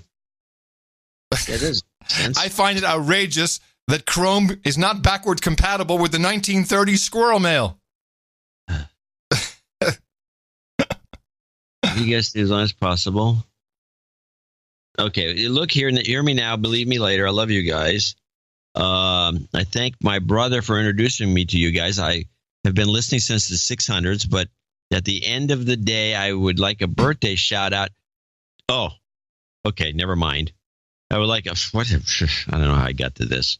I would like a birthday shout out to my niece Amelia, who turns 3 tomorrow. That may or may not be on the list. Probably not. Turns 3 June 1st. Also, a warm, happy welcome to her baby sister Eleanor, a brand new human resource. I enjoy the Dirty 30s. Now, Adam, for the jingles, can you play? Okay, I know where he sent a second email, and I have to go get. Could you put an egg on it at the end of the show if you can find it? Also, can I get a Trump as president? Followed by calm down scream. Sorry for the long email. It's not long at all. Yeah. Hope you guys keep going for as long as you can. Okay. And what was the other thing you wanted for the end of the show? Put an egg on it? Yeah, if you can find it. Yeah, I'll look for it. He's Trump, the president. Calm down. You've got karma. I've never heard that before. What? The calm down? Oh, no. This is interesting. Dwight Chick, Douglas Chick, is the one who he sent a note in, his brother. So there's a brother, Douglas, and he's the one who said, I want to wish my younger brother, Dwight, who sent this other note in, wishing the niece a happy birthday. So it is Dwight. I'm very confused. I have Dwight Chick to his niece Amelia, who's 3 today, baby sister Eleanor, she's a new human resource, and then? Yeah. And then Douglas Chick wants to wish his brother Dwight a happy birthday. Okay. And he's 30. Okay. Yeah. Yes, I was confused. Okay. Hey, this is 2 shows we're doing here. Yeah. Gotcha. Let's go on. Jason Denny, $200.38, which is a positive number for us. Request a de-douching? Yeah. You've been de-douched. In the morning, gents, from the Rocket City. The Rocket City. I don't know what it is. Doesn't say. The associate producer donation is part of my No Agenda bucket list en route to knighthood. On Twitter, I have favorited by both. I am an album winner, episode 788, and I have an individual troll room call out as Donald _Trump. I will make vinyl great again. The remaining items on my list include, but not limited to, jingle creation, executive producer Knight, and to meet you both in person. Your show is not only informative, but the best example of what makes this country great. Progress jobs karma and a deployment karma, as my unit is looking to send me again in a year, making my 10th deployment. Holy crap. Over my career airborne. Airborne. Jobs, jobs, jobs, and jobs. Let's vote for jobs. You've got karma. I shall return. How long will you be gone? All right. I presume this is for the note from Dave Bozeman from Wilmington, North Carolina. He sends in 200.37. This would be a yes, the show has gone past its usefulness. Yeah, I don't think that's what he meant. Okay. Okay, where's Bozeman's note? I thought it was on the desk. Maybe it's at the news desk. Hey, news desk, can you get the note over here? All right. Okay, I'll find Bozeman's note. We'll read it the second half of the show. I moved it around. It's lost. Oh, wait. I have Dave. No, it's a handwritten note. Came in as a check. Oh, I don't have it. No, I'll get it. We'll get it later. Tegan Murray, $200.18. If cut off, see email. Third time donate her. I've been triggered by recent show comments about millennials and their dogs. Hence, 218, 18 being the year of the dog. Oh. After getting dumped out of a long-term relationship this spring that failed like the Titanic, I recently started trying out dating apps as a millennial would. You know what they're full of? Dog moms and comments like, if you don't like dogs, don't bother. Every second photo is some lady and her dog family.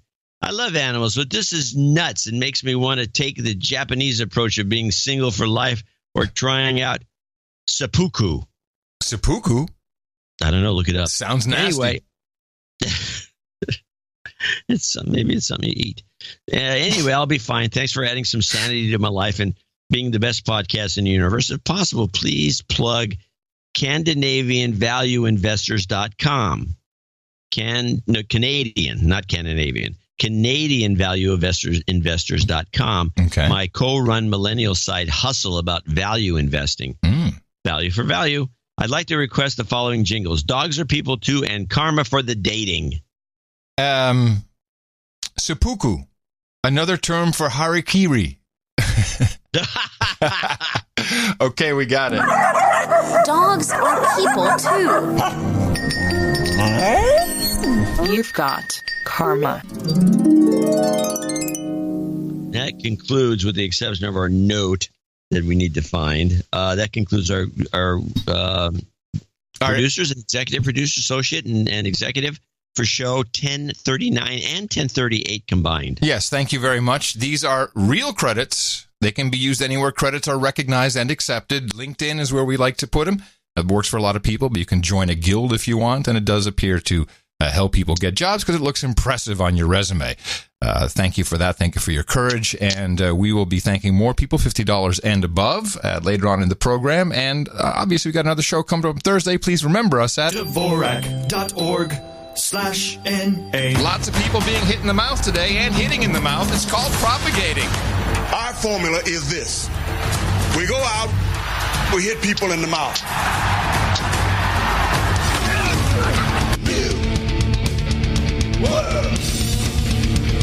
Shut up, slave. Shut up, slave. Well, since we got brought into the Dogs Are People 2 segment and the jingle was by request, I do have a clip from my backyard, Austin, Texas. 6 o'clock, years of talk about how East Austin is changing confirmed. New research out of the University of Texas shows it's already changed. One of the big headlines, a neighborhood that now has more dogs than children. We would play basketball on the street, ride our bikes on the street. We were a family, so the neighborhood was a family. That's how Erica Jasper remembers growing up in East Austin in the 1970s. But she's seen evidence of UT researchers' findings that children, or more accurately families, are disappearing. Yeah, we don't see kids anymore. We don't see kids out on the street. We don't see kids playing basketball. When you say it right off, it kind of seems like almost an attack at the newcomers, eccentric dog owners, but it's not that at all. It's just a severe lack of children. Dogs are people too. Now, what people are most concerned about is they are worried that the playgrounds of East Austin will become dog parks, which will be irreversible. Yeah, and dogs poop all over the place, by the way. You noticed. Yeah. Yeah, they're peeing in your elevator, I understand. Yeah, I mean, I'm toning down the reports because it's obvious. We've shown that it's true. Again, I set the trend, as you would say. Is now everyone is aware that we are gentrifying East Austin with dogs. It's very odd. The real problem, it's hilarious. The real problem is, of course, affordable housing in Austin, which is going the way of San Francisco and most of California. Yay.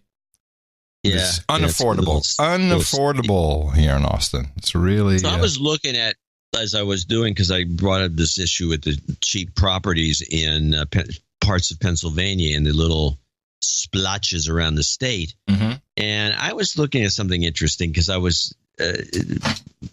Mount Carmel, I think, and some of these other places where you can buy a house for $25,000. Most of the houses for sale, and they sell between $25,000 and maybe $100,000, maybe. They're all small square footage, and it's like every house in the whole town is 1,200 square foot. Mm-hmm. You can't buy a 1,200. You mean there's one or two here and there. There's these. They would be called cottages in the San Francisco Bay Area. But most places got a lot of square feet. Mm-hmm. Very rarely 1,000 or 1,200. And I think that maybe that would be some part of a solution, is to make it a lot smaller and build some smaller cottages so people can get started. Tiny in homes. The home buying process. Tiny homes. Well, tiny homes is really small, but I mean, there needs to be some way, because anyone who's ever gone through the property game, you ratchet. I have the answer. You buy something. I have the answer. The former New York banker told me what he's doing in Austin. He has acreage that he purchased several years ago in East Austin, out towards Ben White Boulevard, I think, or East Austin, and he is going to he's going to build dorms, not for students, just dorms for people. Not a bad idea. I would say that has potential, but it's kind of sad. Well, it's like building it. Yeah. Well, they can always repurpose them as prisons. Who says it's not the same? It is, after all, East Austin. The only thing you need to do is just lock the doors. And I purchased. Not a bad idea. Well, I think he's going to make a killing. He's a banker, after all. Yeah. Well, I purchased a copy of the Financial Times Weekend Edition while we were waiting at the airport in Houston for our flight back to Austin. And I was looking at they have that weekend edition. They have all the real estate prices. Now, New York, I thought New York real estate prices had really collapsed. Not that I know of. Oh, I thought that people were leaving and they couldn't, no one wants to buy them anymore. But I saw a studio apartment, I think it was 750 square feet for $1.8 million. How many square feet? 750. Jeez. Whoa, where are we going? Yeah, no kidding. All right, let's shift gears here for a second. This is not so much something to deconstruct. Well, maybe a world deconstruction. I didn't get around to playing this a couple shows ago, a clip about Ireland now passing a new law to allow abortions, which has been something that's been verboten in Ireland forever. And so that passed, and now we have Argentina. Hundreds of women have protested against Argentina's strict anti-abortion laws outside the country's Congress building. On June 13th, the Congress will vote on whether to relax the law and allow women to terminate their fetus in the first 14 weeks of pregnancy. It would also allow termination if there were serious fetal abnormalities or if the woman had been raped or her life was in danger. At the moment, abortion can only be legally performed if there's a threat to the woman's life or she's been raped. So there you go. The New World Order plan is working. Kill your babies everywhere. It's pretty interesting.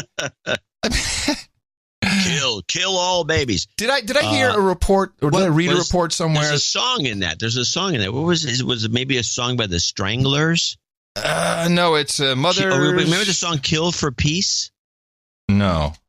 Okay, I'm thinking of something. What was it? Kill all your babies. What is that? Something. You'd think a disc jockey like myself would know exactly what that was. But. I'm just thinking of. Do some more lyrics. Yeah. You should definitely do some more lyrics. Okay, yeah, do some more lyrics. Italy. This is again very interesting. What's happening in Italy as. It looks like they now have formed a cabinet, and with a parliamentary system, unless you win the majority of the votes, you have to form a coalition with other parties. And so the Five Star, which used to be the comedian's party, Beppe Grillo, has now formed a government. Right, yes. Has formed a government with two parties. People don't realize you're not joking. No, I'm not joking. They formed a government. Well, Beppe Grillo is no longer the lead guy. They got the handsome young 30-year-old who said, you know what? We'll form the coalition. I don't have to be prime minister. I'll be minister of economic development. But they brought in two parties they've hated traditionally. One being the far right, one being the far left. And somehow that's going to work. Seems like a non-starter to me. I mean, I've seen it fail in the Netherlands time and time again. They call it a pink coalition. So it's red and blue kind of combined. And here's a report which I thought was interesting on the topic. The recent political turmoil has unsettled financial markets, and analysts say there are still turbulent times ahead as Italy enters uncharted territory. In particular, the government is likely to face difficult relations with Brussels. This government of populists and demagogues, Eurosceptic and anti-immigrant, will hold, and we will now find out what it means to have the first real Trump-like government in one of Europe's biggest economies. I like the Trump-like government. Okay, it's not even close. Will they go against Europe, or will they calm down? Will they engage in radical economic policies that blow a hole in Italy's finances, or will they be more pragmatic? And the fact that Paolo Savona, the controversial anti-Euro economist who was blocked by the president of Italy from becoming Treasury Minister, has now been shifted over and snuck through the back door in as European Affairs Minister, is like an insult to Europe. Paolo Savona has talked about leaving the euro as a plan B, leaving the single currency. Now, that may not happen, and Italy will stay in the single currency, but they've also promised over 100 billion euros of spending plans. Right now, the markets, financial markets, have calmed after being spooked and worried about Italy, and after an Italian bond sell-off. But if a new government gives indications that it's really going to create a flat tax that drives a hole through the budget and creates a deficit of 50 billion euros a year, or if they try to undo pension reform that costs 200 billion euros, if they do these kind of irresponsible things, the financial markets will come in, the ratings agencies will downgrade Italy debt to junk bond status. And at that point, not even Mario Draghi and his quantitative easing can save Italy if they get degraded to downgraded to junk bond status. That was the EU falling off the cliff. This is pretty significant. The Italian problem, I think, is much bigger than we realize. Well, we have a similar problem going on in Spain. Yes. Also with the government teetering because they kicked out did they kick out the prime minister for, it was number 33 in the report somewhere on that. There was some corruption or something involved, but it's the socialists have taken over. Spain is extreme. If you go and really you go there and you actually hang around with people, including No Agenda listeners, you find there's a lot of really hardcore socialists that would love to run the country. And I think they're taking over the place. And it's going to be interesting to see how they do. Well, regardless, it seems like globally, the slaves are revolting. They may be misguided in some cases. They can only put up with so much. And what I think I was talking to someone. You got to take the vote away from them. You don't have to worry about this. Well, so here's why I like America. Is in all these countries they'll do exactly that. They'll take the vote away. Shut up. There was no good do-over, and they can get angry. And we've seen in the UK in the 70s the North came down with, basically really with pitchforks and torches for real. And we're in the streets and we're screaming. But, as long as the Second Amendment remains intact in the United States, that won't happen. That's why they want the guns gone. This is our final defense mechanism. They know don't piss off the Americans because they bring something different to the party. Yeah, you can do a lot more damage with weapons than you can with... man, with my bump stock. Yeah. With a bump stock than you can with a pitchfork. With my bump stock, yeah. Bump stock. You can 3D print them. And then maybe we should have a quick convo about the tariffs. Yeah, I think I have a pooper clip about the tariffs here. No, is this? No, this is from Euronews about the new imposed steel and aluminum tariffs. Donald Trump is slapping tariffs on EU steel and aluminium imports, kicking the block where it hurts. The move is now sparking... Where does it hurt, really, when you kick them? I mean, is that supposed to be a kicking the balls comment? Or I'm not sure. I have no idea. They're trying to be funny there at Euronews. Donald Trump is slapping tariffs on EU steel and aluminium imports, kicking the block where it hurts. The move is now sparking warnings that it could destroy Europe's steel industry, where prices could drop by up to 40%. Confirmation of the tariffs came to the European Commission president during a speech. Expected. Where was I? In a statement, Jean-Claude Juncker said the tariffs are protectionism, pure and simple. While the EU Trade Commissioner added, this is not the way we do business. In a tweet, EU Parliament Group leader Manfred Weber said, we will not accept this highly regrettable decision without reacting. and that means there'll now be extra duties on American imports into the EU. It spells uncertainty for businesses on both sides of the Atlantic, including Europe's steel sector. We need to take safeguard measures for the EU. We are at the front door of a trade war. Therefore, we have to continue discussions, negotiations with the US. That has to be done on political level because the European Commission is also planning other rebalancing measures. So it's not only about safeguards. The steel industry is big business in the EU. It directly employs 320,000 people, producing 170 million tons of steel every year at more than 500 production sites. The US is the second biggest export destination after Turkey. 4.9 million tons of steel went there last year. US imports like jeans and Harley-Davidsons have been earmarked for the EU retaliation. Brussels will also now trigger a dispute settlement case at the World Trade Organization, saying America's going against agreed international rules. All this amid a worldwide glut of steel and aluminium, largely blamed on excess production in China. There is a much broader issue, a much bigger issue that the administration in Washington is aware of, and that's the distortions in the Chinese economy that need to be addressed. If those issues are going to be addressed, the United States will need to have the EU as an ally, and to be getting into a quarrel with the EU at the same time that we have a much bigger issue is tactically, I would say, wrong and strategically wrong. The EU says it doesn't want a trade war, but it's difficult to see that now being averted. So I'm not very well schooled in all of this. And I'll kind of give you my impression. You can help me out. It appears that we were trying to negotiate with everybody, but certainly the EU over the tariffs. And I guess we didn't have any tariffs on steel and aluminum imports.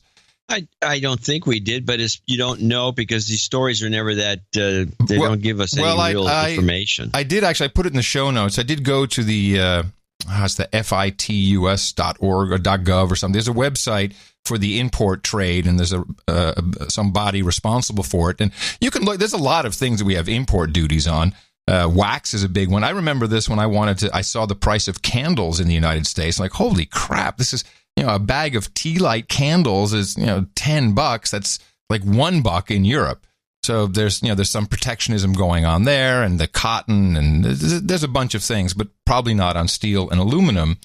And I guess we were in a negotiation conversation, and it just dragged on. And then Trump said, "Okay, I'm tired of waiting, and here you go, boom, here's your tax." And I don't know, did they not expect him to follow through? He seems to follow through in a lot of other promises that he makes. And this is the thing they're starting to note. In fact, I was listening to a bunch of these PBS guys going on and on about, well, why is he doing this?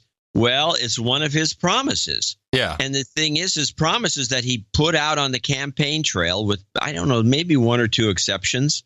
I don't know what they are.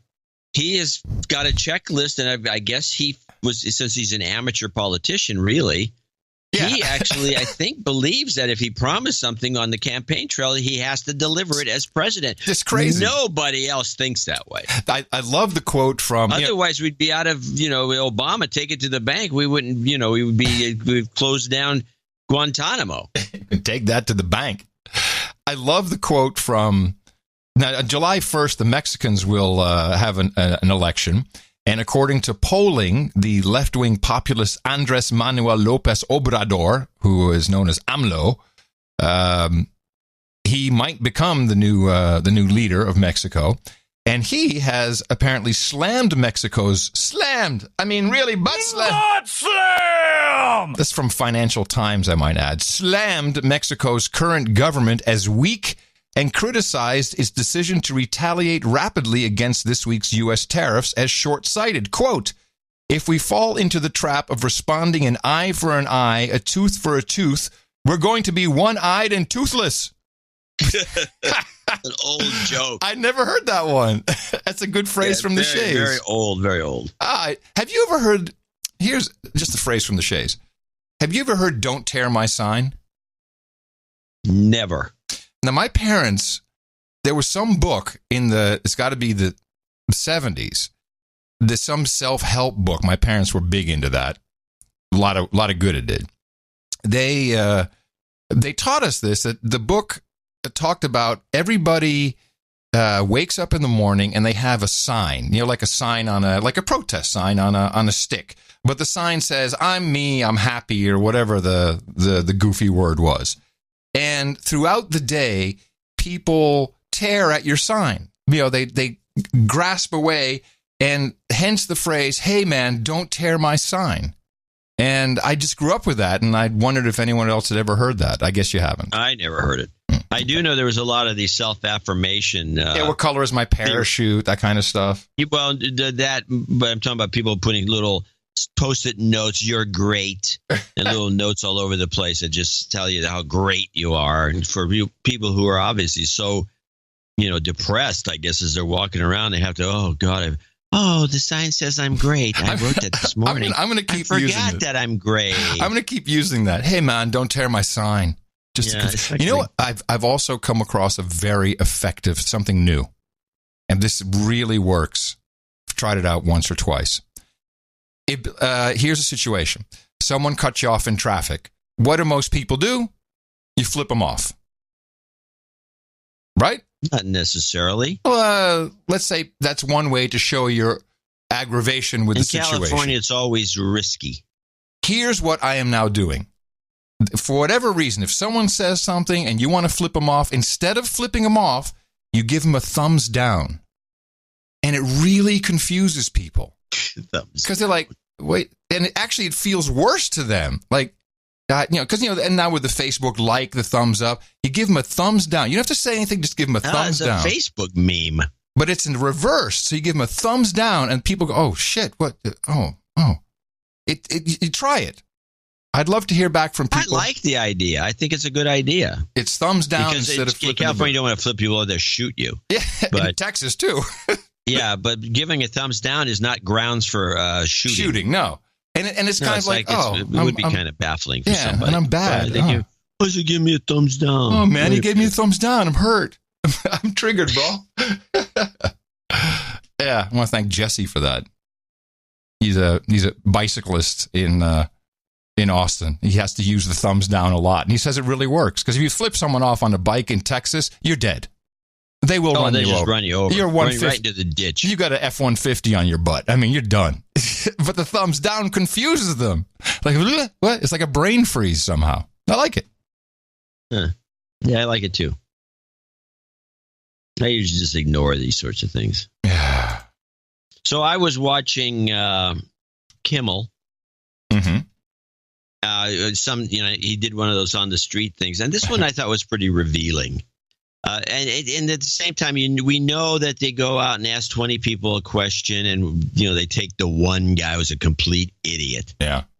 But that's the way you do this bit where you go on the street and you ask something stupid. But this one had way too many complete idiots, it seems to me. And the clip is a little long. But Kimmel went on the street and just asked people to name a book. Now, if I say to you, wait. If I say, Adam, name a book. Okay. You want me to name one? Yeah. Lost Connections. I would say, if somebody asked me to name a book, I'd say War and Peace. Oh, okay. That's, yes, heady, but okay. I can name a whole bunch. Brothers Carrum. Here's the book. My most recent book is Automate the Boring Stuff with Python. So, yeah, I read books. No nerds came up with this. But this is what we ended up with on the Los Angeles streets. You wonder, with all the streaming and the apps and the games, are people still reading books? You remember books, things from Oprah's Club? So, according to a recent study from the Pew Research Center, almost 1 in 4 Americans has not read a book in the past year. That actually seems high to me. I bet it's even fewer than that. So, to find out, this afternoon, we sent a team out to the street to ask pedestrians to name a book. Any book. Could be the Bible.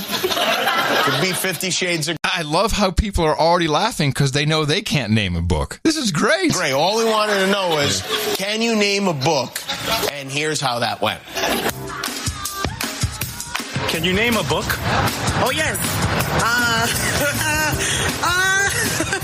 I don't read books.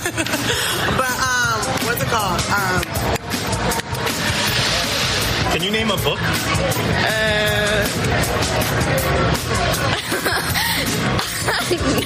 No. Can you name a book?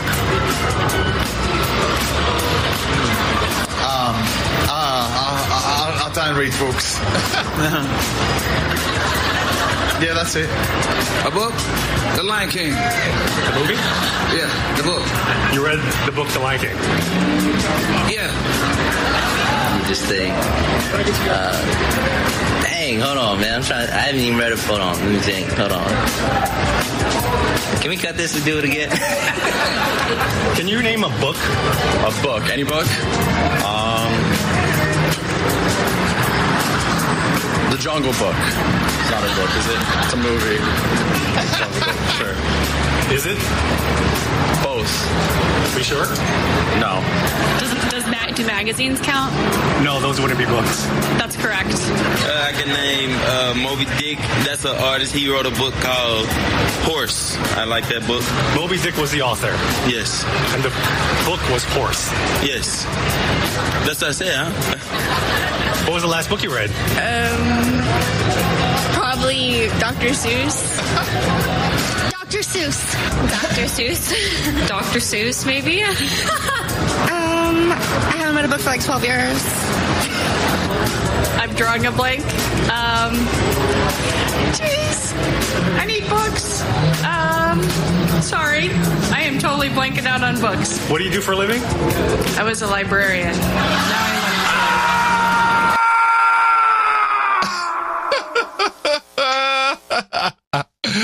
I'm You deserve it for that. Clip of the day. Wow.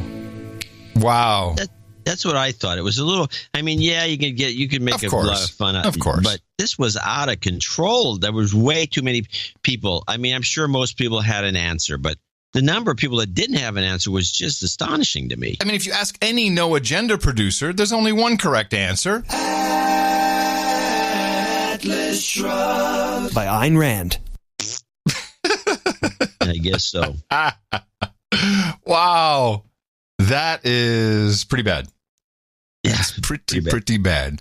So we have an election going on here in California, and there's all Democrats running. And we have you need to explain something, because from what I understand, you have some odd rule in California where it will be the top two contenders regardless of party. For this. It's called a circus, or it's got some specific name. Circus is right. But the rule is, during the primaries, you can have Republicans, Libertarians, Democrats. The top two vote getters are the two people put on the ballot. It could be two Republicans, which is rare, but it can happen in Southern California, or it could be two Democrats. So it should be two Democrats for governor. Right. So they're trying to. The guy who's leading is this kind of a slick operator, Gavin Newsom. Yeah, who I've met the guy. Wasn't he mayor of San Francisco at one point? He was mayor of San Francisco. Now he's lieutenant governor or something, and he very slick. He's like a young Treat Williams. Is he gay? No, he's the one who was married to Guilfoyle. Oh, right. Same. And now he's married to some. So yeah, he's gay. Okay, gotcha. All right, could be, but he's married to some other babe. And he still wears, he still hasn't gotten the word. He's got the open shirt. Open shirt, no T-shirt, just an open shirt down to the third button or something. He's hey, and he's got that how you doing? Hey, I'm Gavin. Hey, babe. Hey, baby. So he's got this. He looks like and he's got the hair, the whole. A classic douche. He's a classic douche, but he's a political animal. A political douche. And so he's leading the pack, but so they're going after him with these anti-Newsom ads, and they're very good. And if you look down the list of who's promoting these the anti-Gavin ads, is the top name you see on there is Reed Hastings. Oh, from Netflix? Yeah. Huh. So Reed Hastings is going after Newsom, and he's got he's got Hollywood. Because, they produce all these things. He can call anybody. He can call Kevin Spacey in a heartbeat. He could call anybody and say, hey. Harvey Weinstein. So these are very slick. And there's a bunch of them. I'm going to play this one. There's about three. But this one here it's just excellent. We all know guys like Gavin, boasting, overselling his achievements, making false claims. As lieutenant governor, he skipped many of his duties, saying the job was so dull, he only shows up to work at the state capitol like one day a week, tops. The same Gavin who was mayor split town during a massive oil spill and jetted off to Hawaii. Gavin's not going to work as governor. Now, the way this is, what people don't realize, what this is, a very subtle brainwashing tool. The way it starts off, we all know guys like Gavin boasting, making claims. They're associating him with Trump. Oh, the beginning of this thing, you can play at the beginning again. I want to hear and that. This is a reference to Trump. It especially works in California. But then, now I want to mention this. Everybody running in California for anything is an anti-Trump ad. Oh, the next superintendent of schools. I don't want to. We're going to fight Trump and his hatred of schools. Oh, we're going to fight Trump. And everybody's going on and on about fighting Trump. But nobody has the skills. I mean, and you watch these ads, you go, are you running against Trump? What is your problem? But nobody has the skills to do what the Reed Hastings group has done here, which is association, just subconsciously. It's beautiful. Let's hear it again. We all know guys like Gavin, boasting, overselling his achievements, making false claims. As lieutenant governor, he skipped many of... Wow, that is good. And Hastings is a Democrat, as far as I know. Well, he doesn't. Yeah, he wants the mayor of Los Angeles, this other guy, this Latino guy, to win. Villanova, in fact, whatever at the bottom his name is for this guy. I can't remember his name. Some long name. But he's a Democrat, but he doesn't want Gavin Newsom. He wants the other guy. Right. And he's pulling this stunt. And it is, I'm watching these ads and I'm just in awe of the way they've structured them to get to you. You know, it's like, oh, yeah, I know a guy like that. I think it's Trump is his name, isn't it? We hate Trump in California. I'd love for you to bring more of those. I'd love to hear more. It's your beat. Okay, I'll get there's a couple. There's at least one more good one, and then I'll look for others. All right. There was a fabulous Ted Pill moment the other day.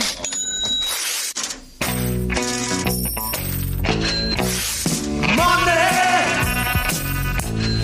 you better hide your stash because there's a war on cash. Yes, the war on cash continues. How's that working out for you, Sweden? The Visa payment network went down. I'm sorry, there was a glitch. And although we did get an explanation, a hardware failure. Yeah, that sounds reasonable. If you're running the Visa payment network and your hardware breaks, ever hear of backup, failover, all that stuff. So clearly someone deployed some patch which broke a lot of stuff. And I started getting text messages. People like, holy shit, you got to see what's going on. And I just, searched for the hashtag Visa.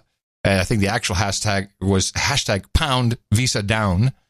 And in the UK, this happened on a Friday, bank holiday, I might point out. We've always been promised the bank holiday is when Armageddon would strike. It came back up and they fixed it. I'm sure it was a backlog. But the problems people had, the biggest problem, by far, were shopkeepers and people at supermarkets who just could not process payment, and people would yell at them. They were cursing and yelling and throwing stuff and grabbing things they hadn't paid for and just leaving.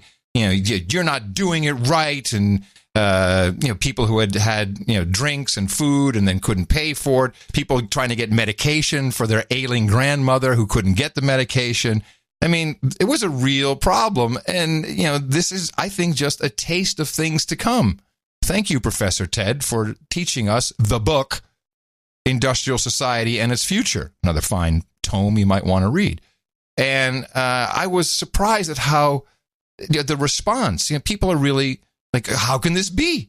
How can this happen? And it was all over Europe. Sweden was the worst. The Netherlands. Well, if they go to cashless, this is your problem. And then, just go to the ATM. Well, how long were the lines? They were long. There were long lines, and then the ATM runs out of money, so you couldn't get any cash, and it was for the weekend. I mean, if this is not a dire warning, and it's not like there's a lot of reporting on it here. I mean, I went looking on the YouTubes to find, this is a gripe of mine. Man, if you go look for a video of a news report, you'll get just in the YouTubes, and you say, Visa down, something like that. It gives you this whole slew of videos, and they're all from Fox and NBC and all these online operations, and not a single one of them is an actual news report. It's just a video. I hate these videos with just text, or worse, a computer voice reading the story.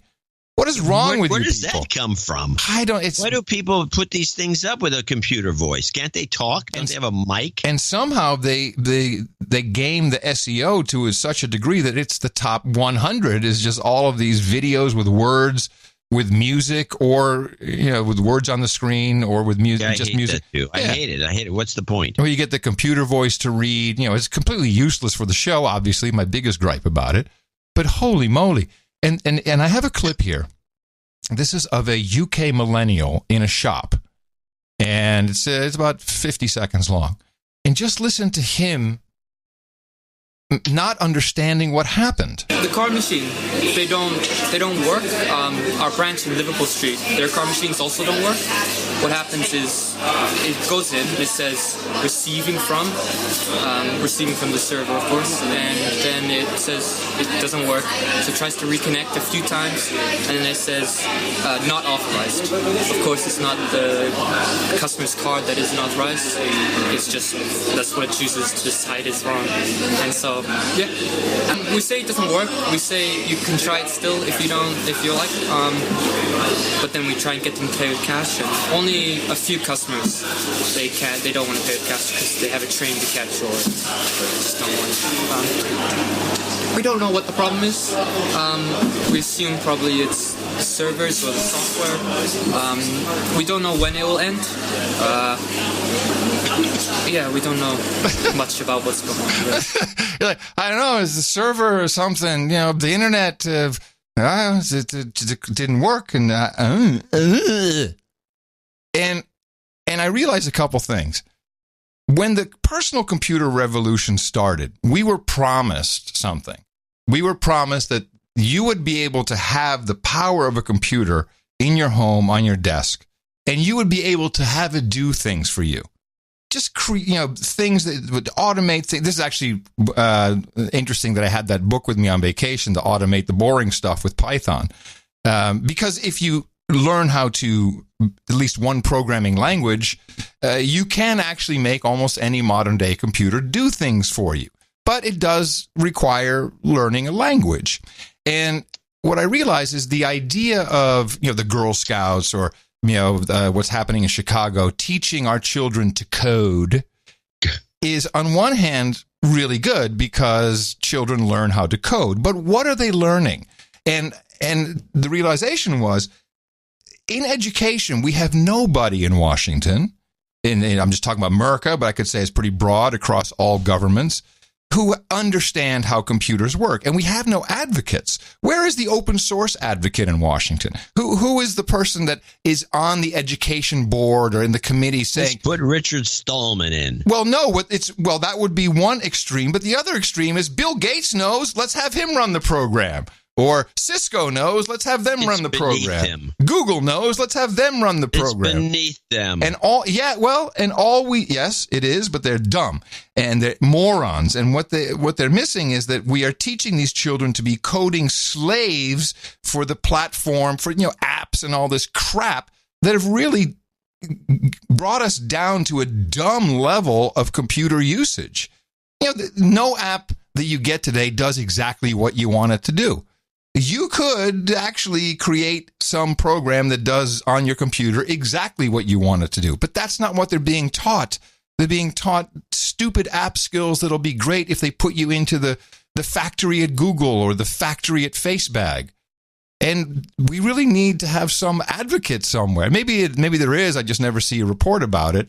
And now Richard Stallman is not the guy. He's not. I'm not advocating for free software, what he's talking about, although I think his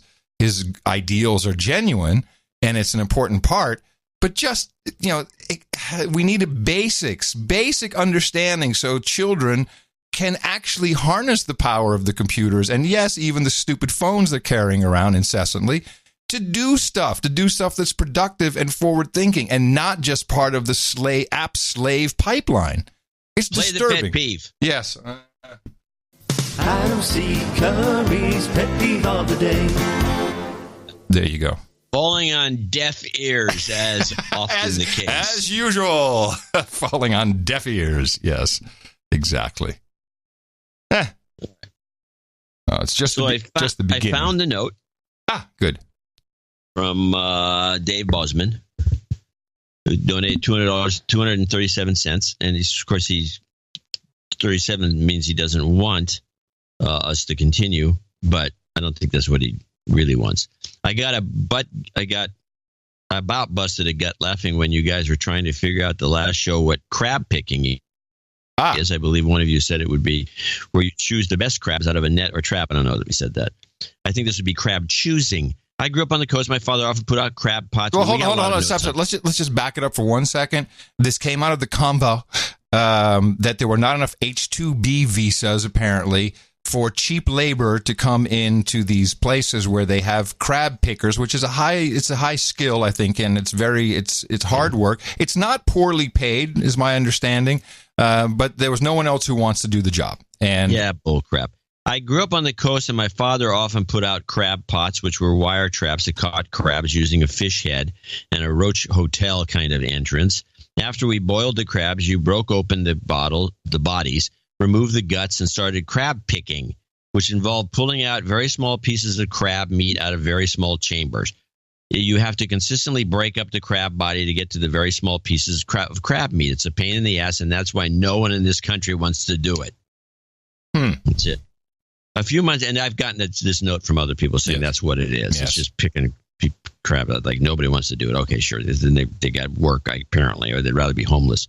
A few months ago, my friend who owns a Cessna 182. Hey, my favorite. This is actually a privacy story. Does he want me not to read it? No. I think it's a privacy story.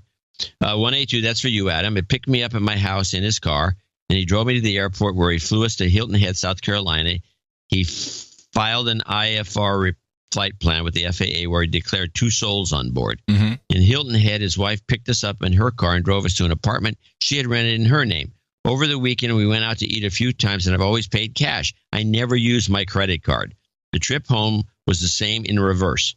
Her car to the airport, plane back, no mention of my name to the FAA. And his car back to my home. There's the first time I'd visit Hilton Head, and 2 weeks later, I started receiving junk mail from timeshare properties. Yes, I had my iPhone with me, and yes, I have the Facebook app.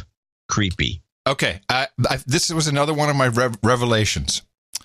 Here's what you must at all times do. If you've ever been to the mall, what you need to do is turn off your Wi-Fi when you're out of your house, and I'll explain why. If you've ever been to the mall, we have that here in Texas. I've seen it in New Jersey. They have this outfit. It's called some name. It's like Tommy Wi-Fi or something, or Pete Wi. It's like some guy's name, and you can get free Wi-Fi in the mall.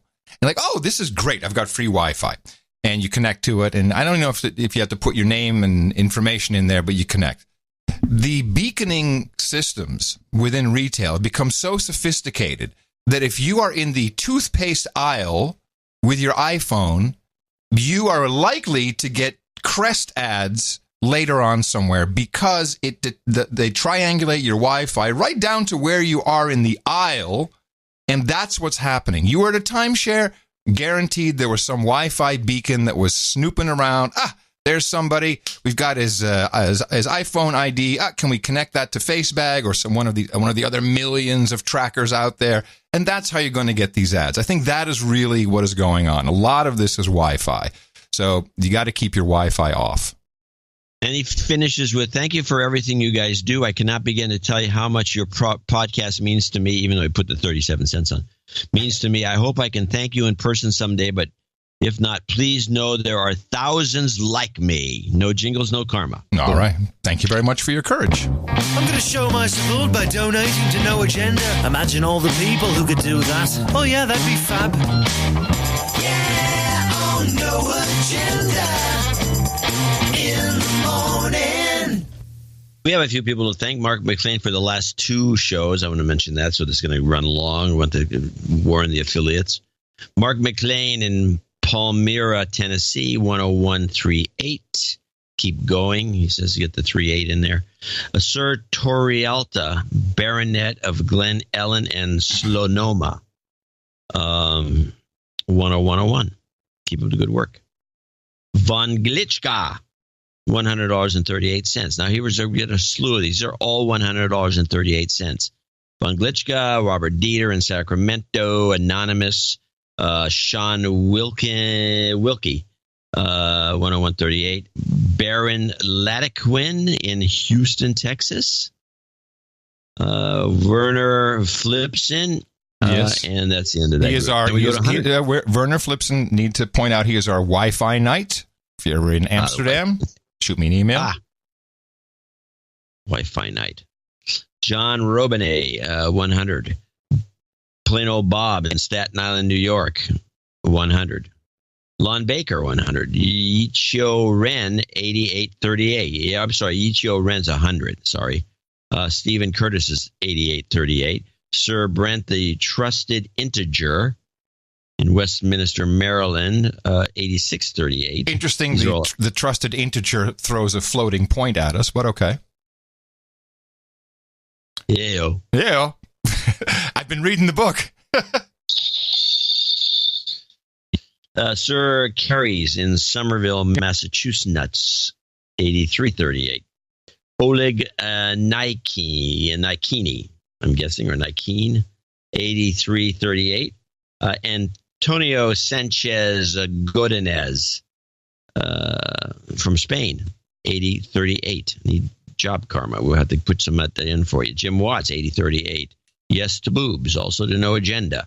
Sir James of the Mountains.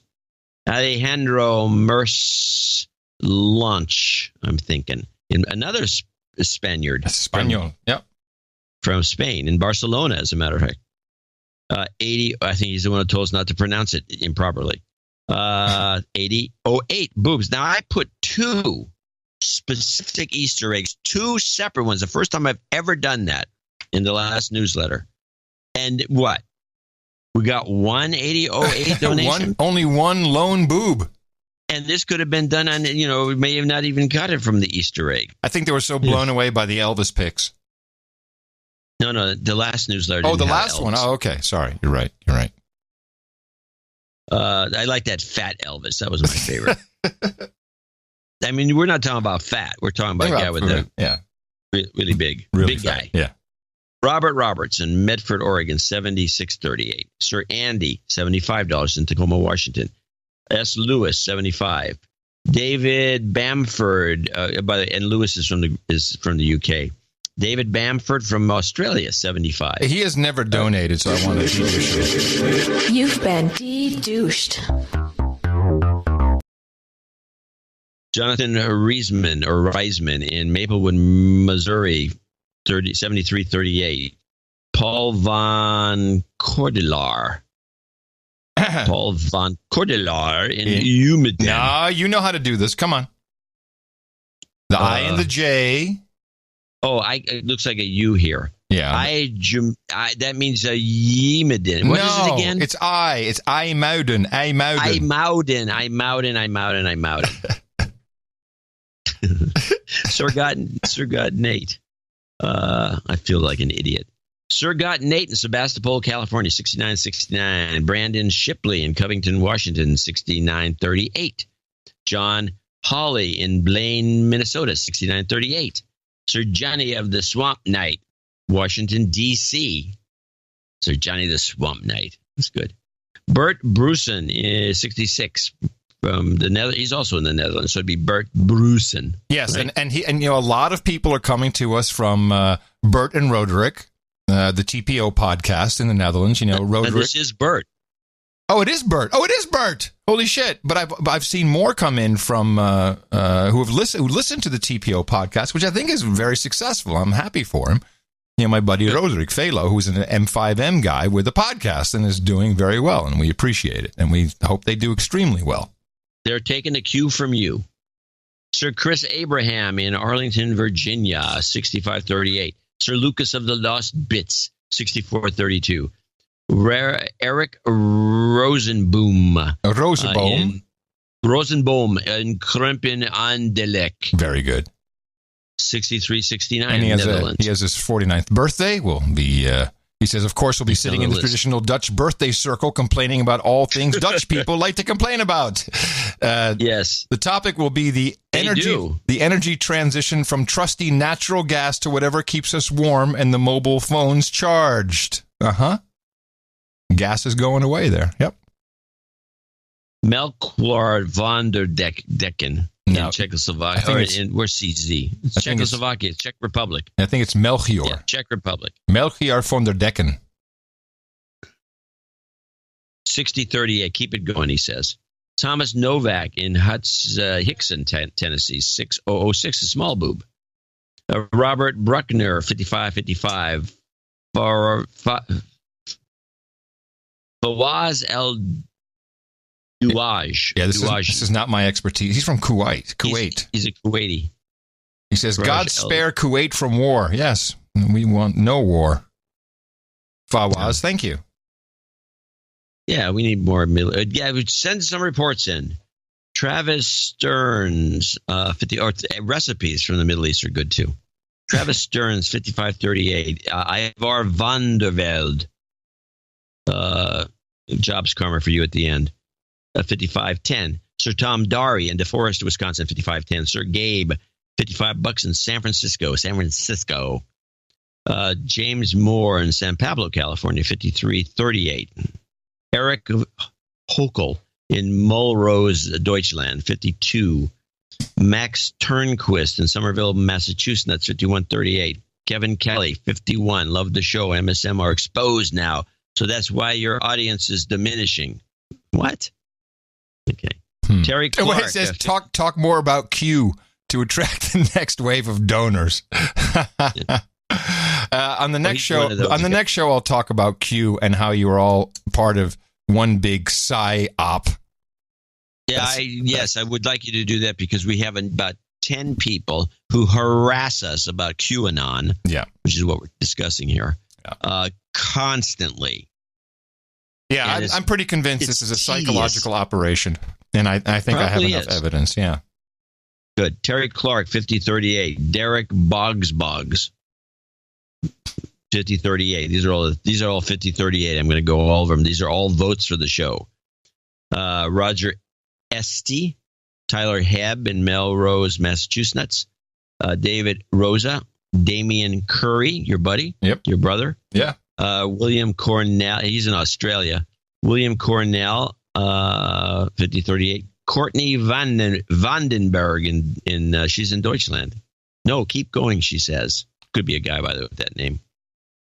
Stefan Eret in Fellbach, Deutschland. A lot of Deutschlands today. That's nice. We got a lot of Deutschlanders. Hello, Deutschland. Here's the Hof. Dame Tanya Wayman in New York City.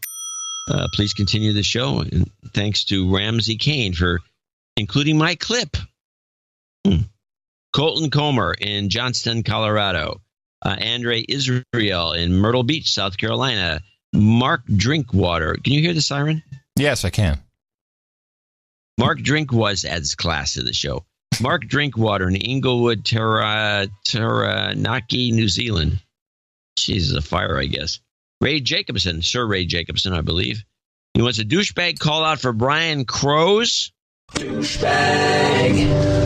And my brother Ronald Jacobson. Douchebag. Okay, 5038. Sir Austin of the Snowy Cascades in Sammamish, Washington. Laura Wilson, 5038. Jackson Butler. Sir Haymoose in Mooresville, North Carolina. Victor Gregg in Decatur, Georgia. This is for 2 shows, by the way. I want to remind everybody. Matthew Durney, 5038. David Hawes, 5038. He says, I've been out of town, OTG. Well, good for him. Herb Lamb, Sir Herb Lamb, 5038. Jason Zeisler, 5038. Sir James in Lost Wages, Nevada. Steeler Grummel in Point Pleasant, New Jersey. Alexa Delgado. Keep the show going, she says. Stephen Tuckney in Littleton, Colorado. Who wants to come clean and says he's been listening since late 2016, but now just donating for the first time. So You've been de-douched. Thank you very much. They're on a tight budget, and they still came through. We appreciate that. Chris Bingham in Louisville, Kentucky. Jeff Coleman in Winona, Minnesota. Scott Fuller in Cumming, Georgia. Ian Comunali. It's like an Italian, I bet you. Comunali, we'll say. Miles Comer, I think he's a sir. Cole Candler in Lynchburg, Virginia. There's a lot of Lynchburgs. That's funny. Alan Huffman in Urbandale, Iowa. Has a call out for Troy in Ames, Iowa as being man overboard and a douchebag. Douchebag. Good call. Baron Mark Tanner finishes the list from Whittier, California at 5038. Gregory Cieslaf, $50.01. Now we got $50 donors, name and location. Scott E. Knight in Lost Wages. Got a lot of Vegas-ites. That's good. Sir Josh Defabo, parts unknown. Dennis Brown in Rhinelander, Wisconsin. Bradley Ledden, parts unknown. Michael Levin. Michael Robinson in North Melbourne, Victoria, Australia. Tyler Schimpf in Bothell, Washington. And last on the list for shows 1038 and 1039 is Nils Bonnecker in Hamburg, Deutschland. And Jeff Coleman from Winona, Minnesota, nuts 5038 says, keep on, money will flow better after midterms. Call out Jenna Jansen as a douchebag. Thanks, he says. All right. And we thank all of you. Appreciate that. It's a nice showing. Thank you very much. Thank you for your courage. And obviously want to thank everybody who came in under $50. Many of those are sustainers. We love the sustainers. And if you like the show, you might love the show. And I picked up one from under 50 from Sir Shumi, mercenary of the racetrack, I wanted to share. Night karma pays off. I just donated $33.38 to thank you for the good karma that I got from becoming a knight.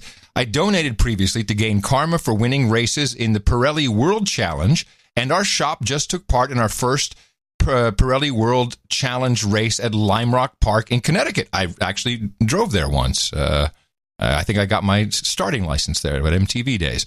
And we stormed pole position. Turk took first on race 1 and third on race 2 due to mechanical setback. Our odds at best were for a top 10 finish, but somehow we managed to beat some of the best GT4 cars in the country to get the top spot. I can't help but think this is in no small part due to no agenda karma.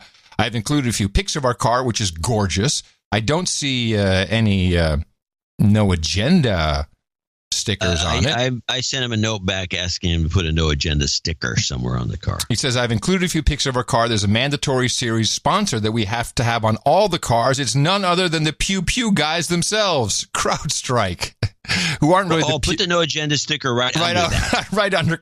Those aren't the Pew Pew guys, but we hate them just as much. Yeah, definitely put it underneath there.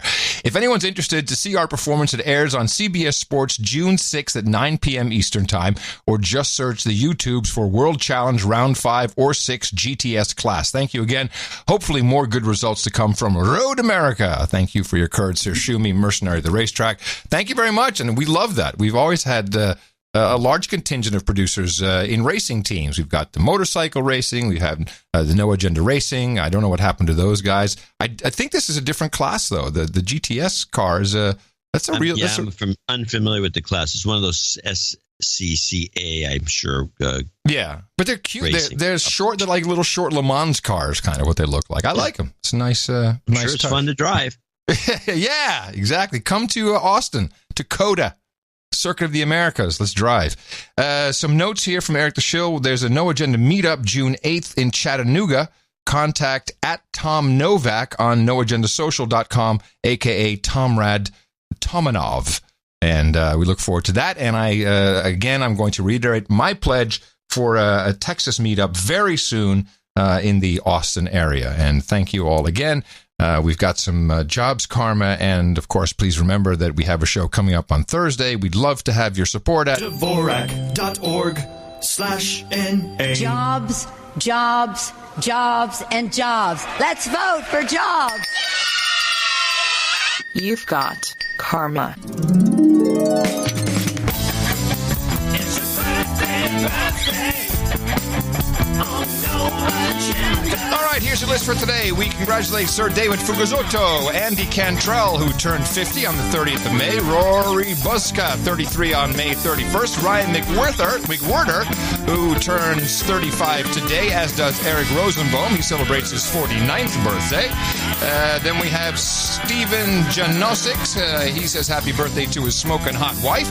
Dwight Chick to his niece Amalia. She turns 3 today, and his baby sister Eleanor, a brand new human resource. We welcome her to the universe and Gitmo Nation. And Douglas Chick also says happy birthday to Dwight Chick. He turns 30 years today. Happy birthday from everybody here at the best podcast in the universe. It's your birthday, yeah. Woo! Okay, we have... Now, Sir Ramsey Kane was already a knight, correct? I mean, otherwise we wouldn't call him sir. I always thought so. Yeah, I'm pretty sure that we've already knighted him, but he did request, because he thanked us for, well, we thanked him for, putting together his specials, and he said, all I want is Steel Reserve and Black and Milds at the round table. So let me add that. I know what that is. What do you know? You do or don't? I don't know what he's talking about. Okay, I have no idea either, but we should. We're adding it to the list. It's he's a knight, so that's what we do here. Title changes, turn and face the slave. Title changes, don't wanna be a douchebag. That's right. Title change. Sir Colin Sloman has reached the level of baronet and hereby changes his title to Baronet Horatio of Arabia. Thank you very much for your support of the No Agenda podcast. And that will be reflected on all peerage maps, Gitmo-wide, itm.im/peerage or dvorak.org/peerage.htm, all uppercase. And thank you again. And we look forward to the support we can get for Thursday's program as we come back with more deconstruction. Let's see. There was one thing. Before you go on, I do want to read a note that refers to the some earlier points that you were making regarding, or one of our guys was making regarding listening in. This is from Keith Ray, John and Adam. First of all, in the morning. I haven't written for a while. I've been a devoted listener since 2008. I had an experience in the car yesterday while listening to Audible. And while it may just be an incredible coincidence, it might be something very disturbing. I had my kids in the car, and I decided to start listening to Mark Twain's A Connecticut Yankee in King Arthur's Court. In the early part of the chapter 1, when the Yankee finds himself back in time meeting the knight for the first time, he explains that he is from Hartford, Connecticut. And, of course, the knight says he has never heard of such a place. Now, for the weird part. Within 5 to 10 seconds of the word Hartford, Connecticut being spoken, I get a call from a telemarketer from Hartford, Connecticut. I cannot remember what they were selling me as I mistakenly hung up before getting details. I did go back and check my Verizon bills. I have no other calls from Connecticut this last 12 months, and I live in New Orleans, by the way. Maybe it's nothing, but maybe the cross-pollination advertising is even further along than I thought. Yeah, there you go. Well, they're listening, people. The solution is to go OTG off the grid. And I'm working now on publishing a document that will help you with this to some degree. But the CNBC, and I'm sure this is just to, it's all about stock stuff. But they've had a number of interviews regarding smartphone addiction.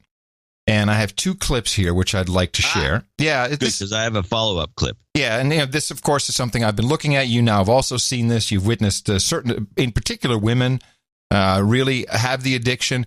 This first one is, we already have, we saw that the Googles came out and they were coming up with your digital wellness.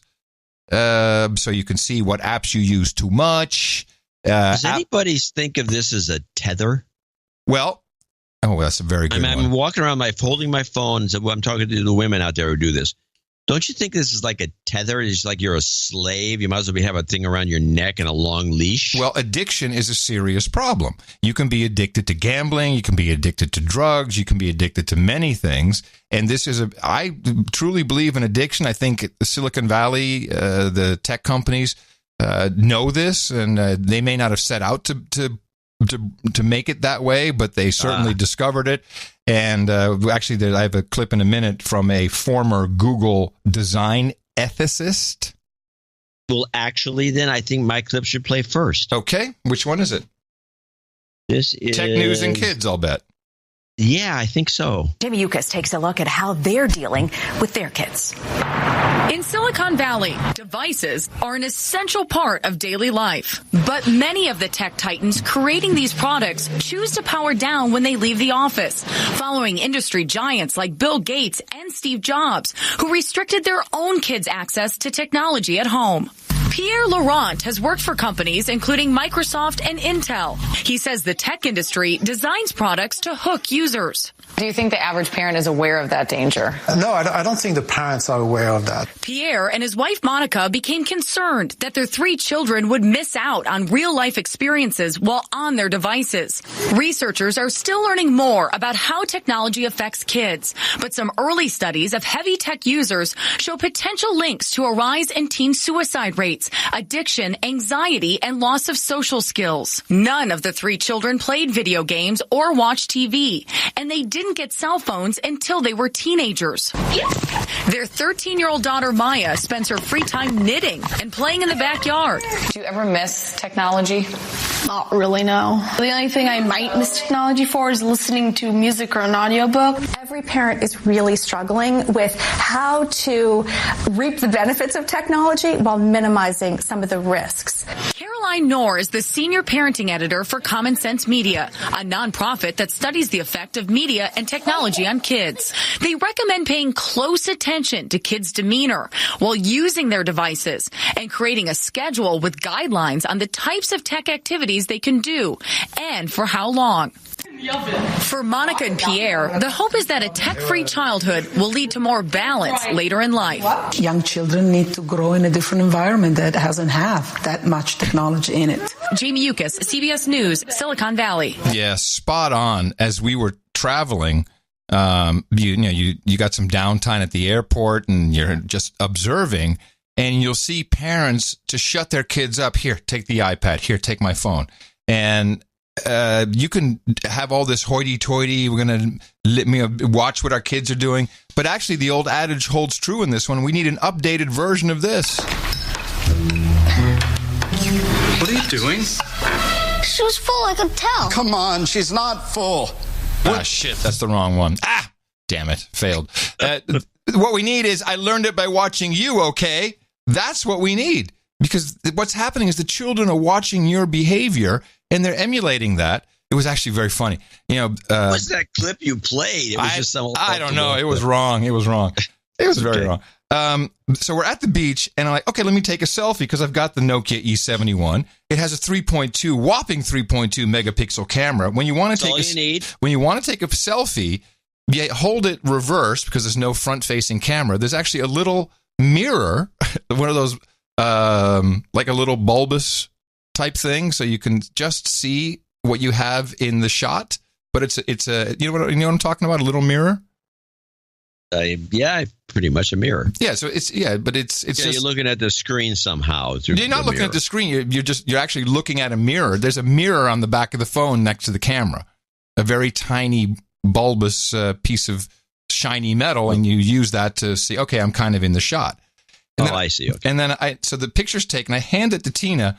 And the first thing she does is she tries to pinch and zoom on the screen.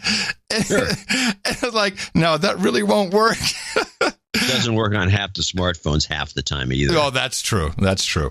But this addiction is a growing problem. And Apple, I guess, has their Worldwide Developers Conference Is that today, this weekend or Monday? I don't know exactly when.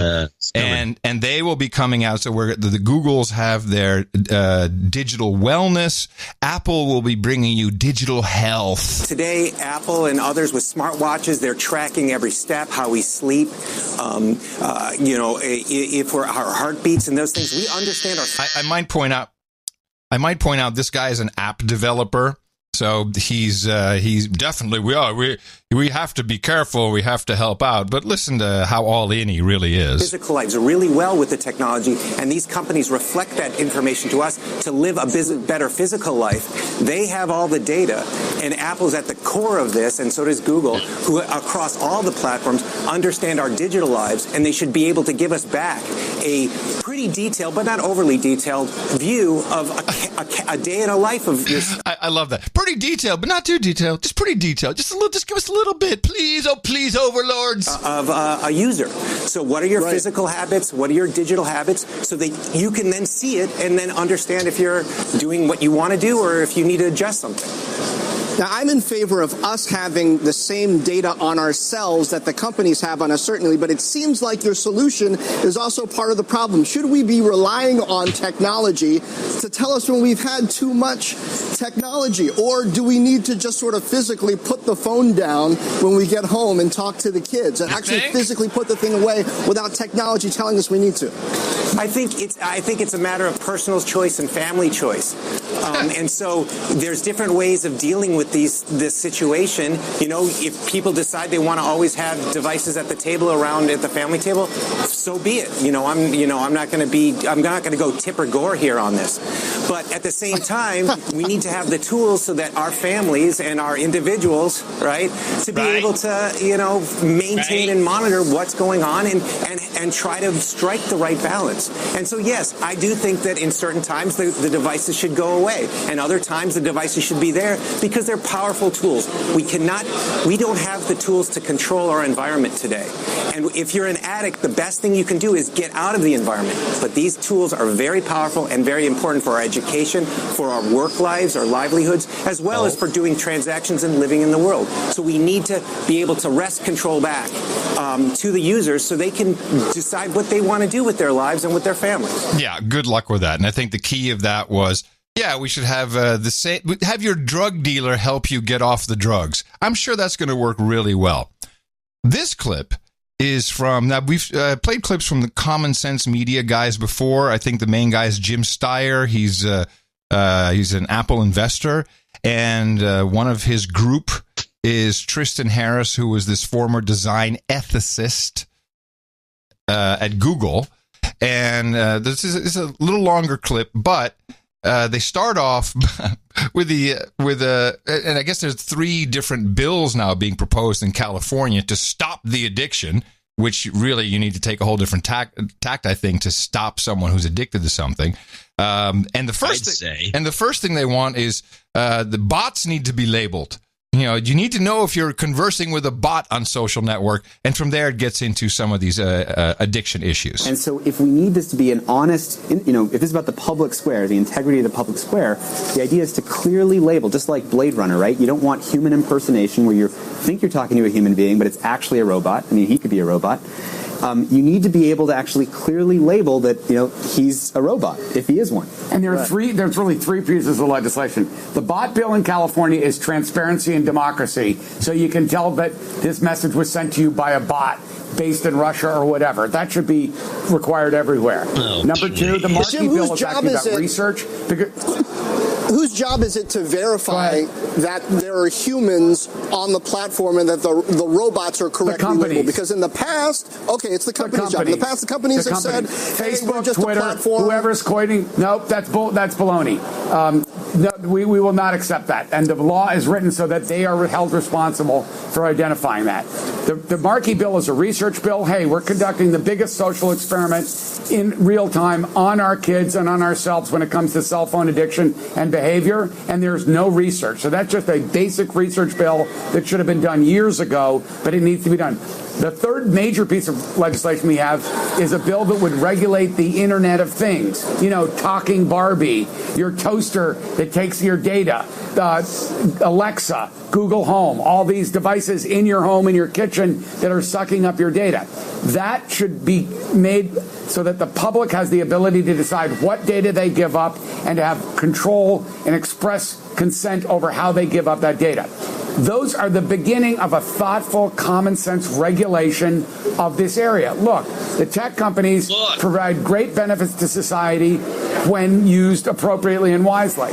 But there are real downsides, and everybody in your audience knows that because they're addicted to their phones and concerned about some of the fallout. So what we're calling for is a more balanced approach, and there is a role for common sense legislation and regulation when it comes to the broader tech industry. Tristan, as somebody who used to work at Google, as somebody who's a Silicon Valley insider, why are you taking this position now? I actually genuinely view this as an existential threat. That's a long explanation why, but I've been raising these issues at Google since 2013 when I made a presentation about basically how we as Google have a moral responsibility in shaping what 1 billion people's attention, where it goes, right? And when you shape people's attention, you're shaping their thoughts, and thoughts precede action. So you're really shaping society. You're shaping culture. You're shaping whether people have the relationships they would have intended to have, whether they sleep or not. You're shaping elections. There's an entire set of consequences when you shape people's attention through design. And I was calling attention to the fact that we have these cognitive biases, and the technology is often exploiting how our minds work. And so we have to get ahead of this because we've seen that the incentives of tech companies, which are to maximize attention, are not the same as what we need in our public square democracy. In fact, they're fundamentally misaligned. And we have to get very serious that advertising is misaligned with democracy when it comes to technology platforms. So I have two things about this. One is that the dream, the promise of you're going to get the right ad at the right time that's tailored for you.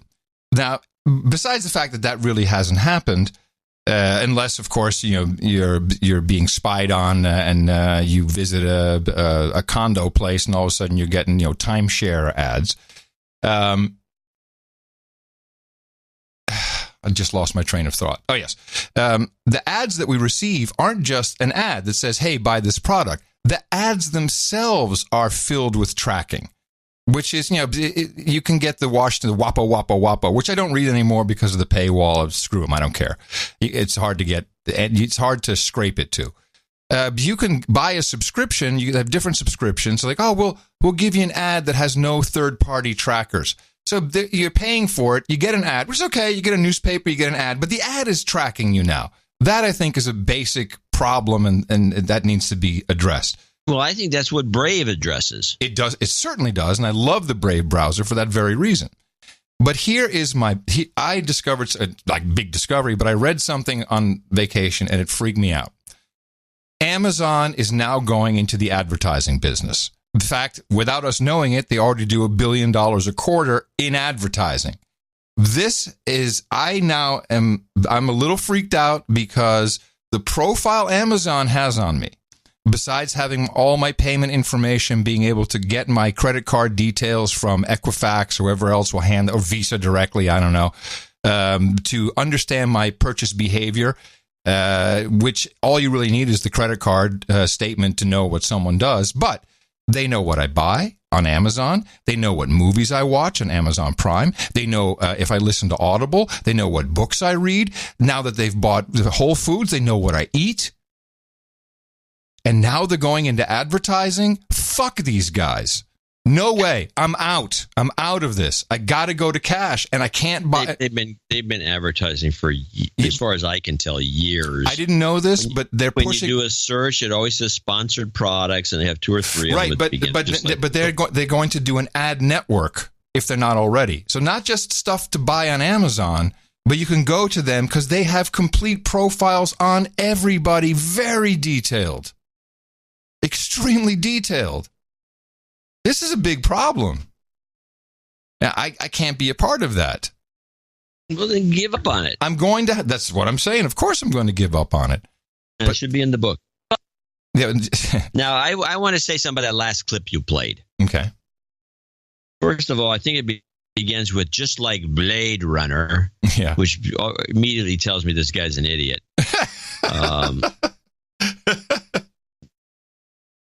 They mentioned these bots.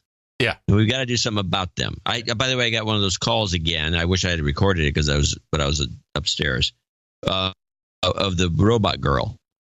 And this is not as good as the original robot girl I've heard, but this was okay. And I asked her if she was a bot, and she says, "Oh, well, yeah." She had some bogus excuse. Is that what she said? Kind of. And then I said, "Well, you're a bot." When I said the second time, that she just hung up on me. Oh. So I got to remember not to do that. Anyway, what I'll do instead is ask personal questions. What do you look like? What are you wearing? Hey, baby, what are you wearing? Bot. So this guy with this bot thing, he said, I'm thinking, as soon as he says it, somebody did kind of mention, how do you enforce this? How important is it that, so some bot girl calls me up on a phone, or I'm got one of those. Most of the tech companies have these. Hi, I'm your automated, helper. Mm-hmm. I don't see this being any sort of a big deal ever. And then you have enforcement. Who's going to enforce it? You're going to set up an agency to bot cops, or what are you going to do? And then what's the penalties? There's no penalties. The whole thing is bull crap. Find something else to bitch about. Well, of course. Yeah, of course. But that was, I just put that in there because it kind of led into everything. But yeah, of course it's bull crap. I mean, for all I know, you're a bot. I don't know if I'm talking to a real person. I could be a bot. I will hang up if you could accuse me of being a bot. Hey, John, what are you wearing? Hey, underwear. Anyway, so when I say OTG, that's what this is about. You have to give up the phones. And my going OTG was not so much about it was about addiction, really. Now I realize that all these little pings and blips and blops and stuff popping up, and it's just impossible when you have a phone that won't do that for you. And you can look all you want, but it's not gonna give you the latest update. And that is how you break addiction. You've got to quit. You got to go cold turkey. You got to go all the way. And that is just another one of our life-saving tips here at the No Agenda Show. And for Thursday, I have some, get to it today. I got some info on the Puerto Rico deaths that I want to discuss. I got a short clip.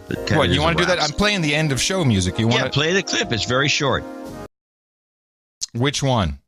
It says Puerto Rico deaths. Well, if we're going to do that, then I have to do the one. I said, I'm just saying I'm going to move this. Oh, I see. Well, you said I got a 10-second clip. You could actually play it with the outro, but no. But let's do this on Thursday.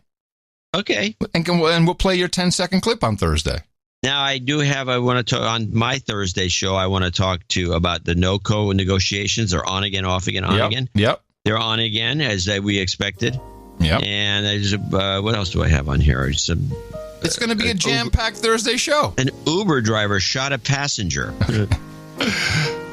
Thanks to a brand new mixologist, Jack on Fire, bringing us a nice end-of-show mix. And Sir Chris Wilson has a little replacement anthem for us. And again, on Thursday, we'll be back and we'll bring you the NOCOs, and we'll bring you the Ubers and the Puerto Ricos.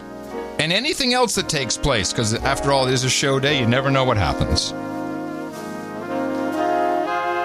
And we want you to remember us at Dvorak.org/NA. I am coming to you from downtown Austin, Texas. We are the capital of the Drone Star State, here in FEMA Region 6 on all governmental maps in the 5x9 Cludio in the common law condo. In the morning, everybody, I'm Adam Curry.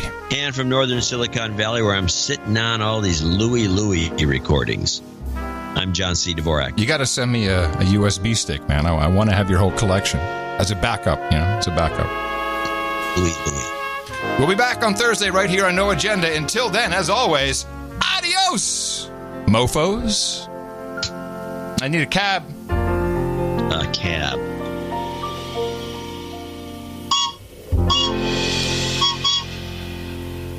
Okay.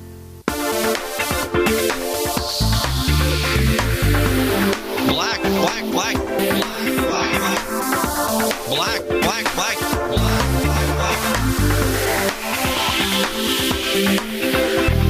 I don't know about you, but driving around, especially in like a city area, 75% of it happens at night because people are wearing all black outfits.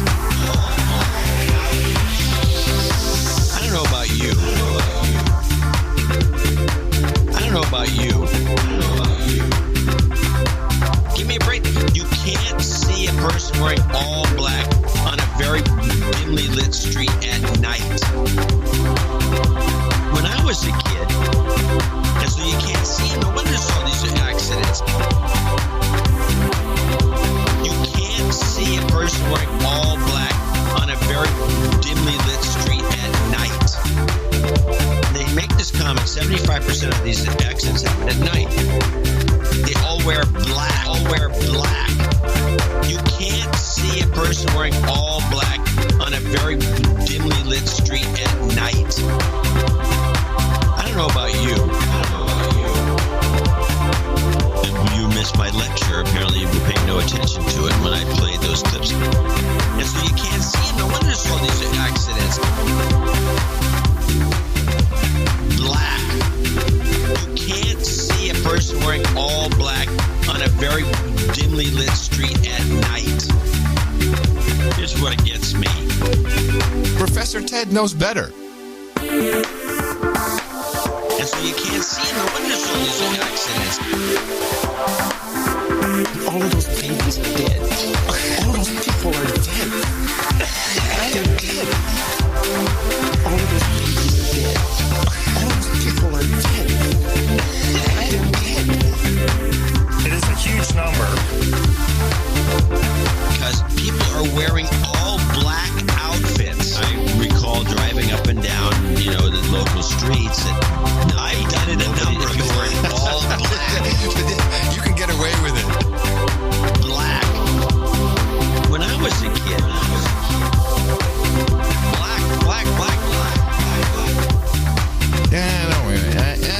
If I run out of gas, I can always pull the chute. It's fine. Wear white at night. White.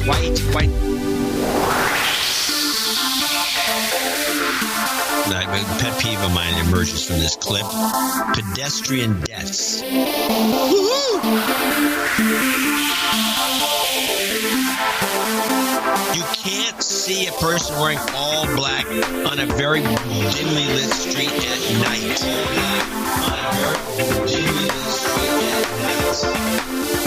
Wear white at night. Wear white at night. White. Wear white at night. Wear white at night. Nobody wears white. They all wear black. And so you can't see them. No wonder there's all these accidents. I mean, come on, people. You missed my lecture. Apparently you were paying no attention to it when I played those clips. Wear white at night. P.S. I wear white at night. Life-saving tips here on the No Agenda Show. Life-saving tips. Saved another kid. Saved another one. That's beautiful. Replacement Gitmo Nation National Anthem. Take 33. Douchebags in your land, douchebags in my land. From California to the Gitmo Island, like they did Cal Sharpton to Maxine Waters. Douchebags to piss off you and me. Thank you very much. The best podcast in the universe. Adios, mofo. Dvorak.org/NA. Calm down.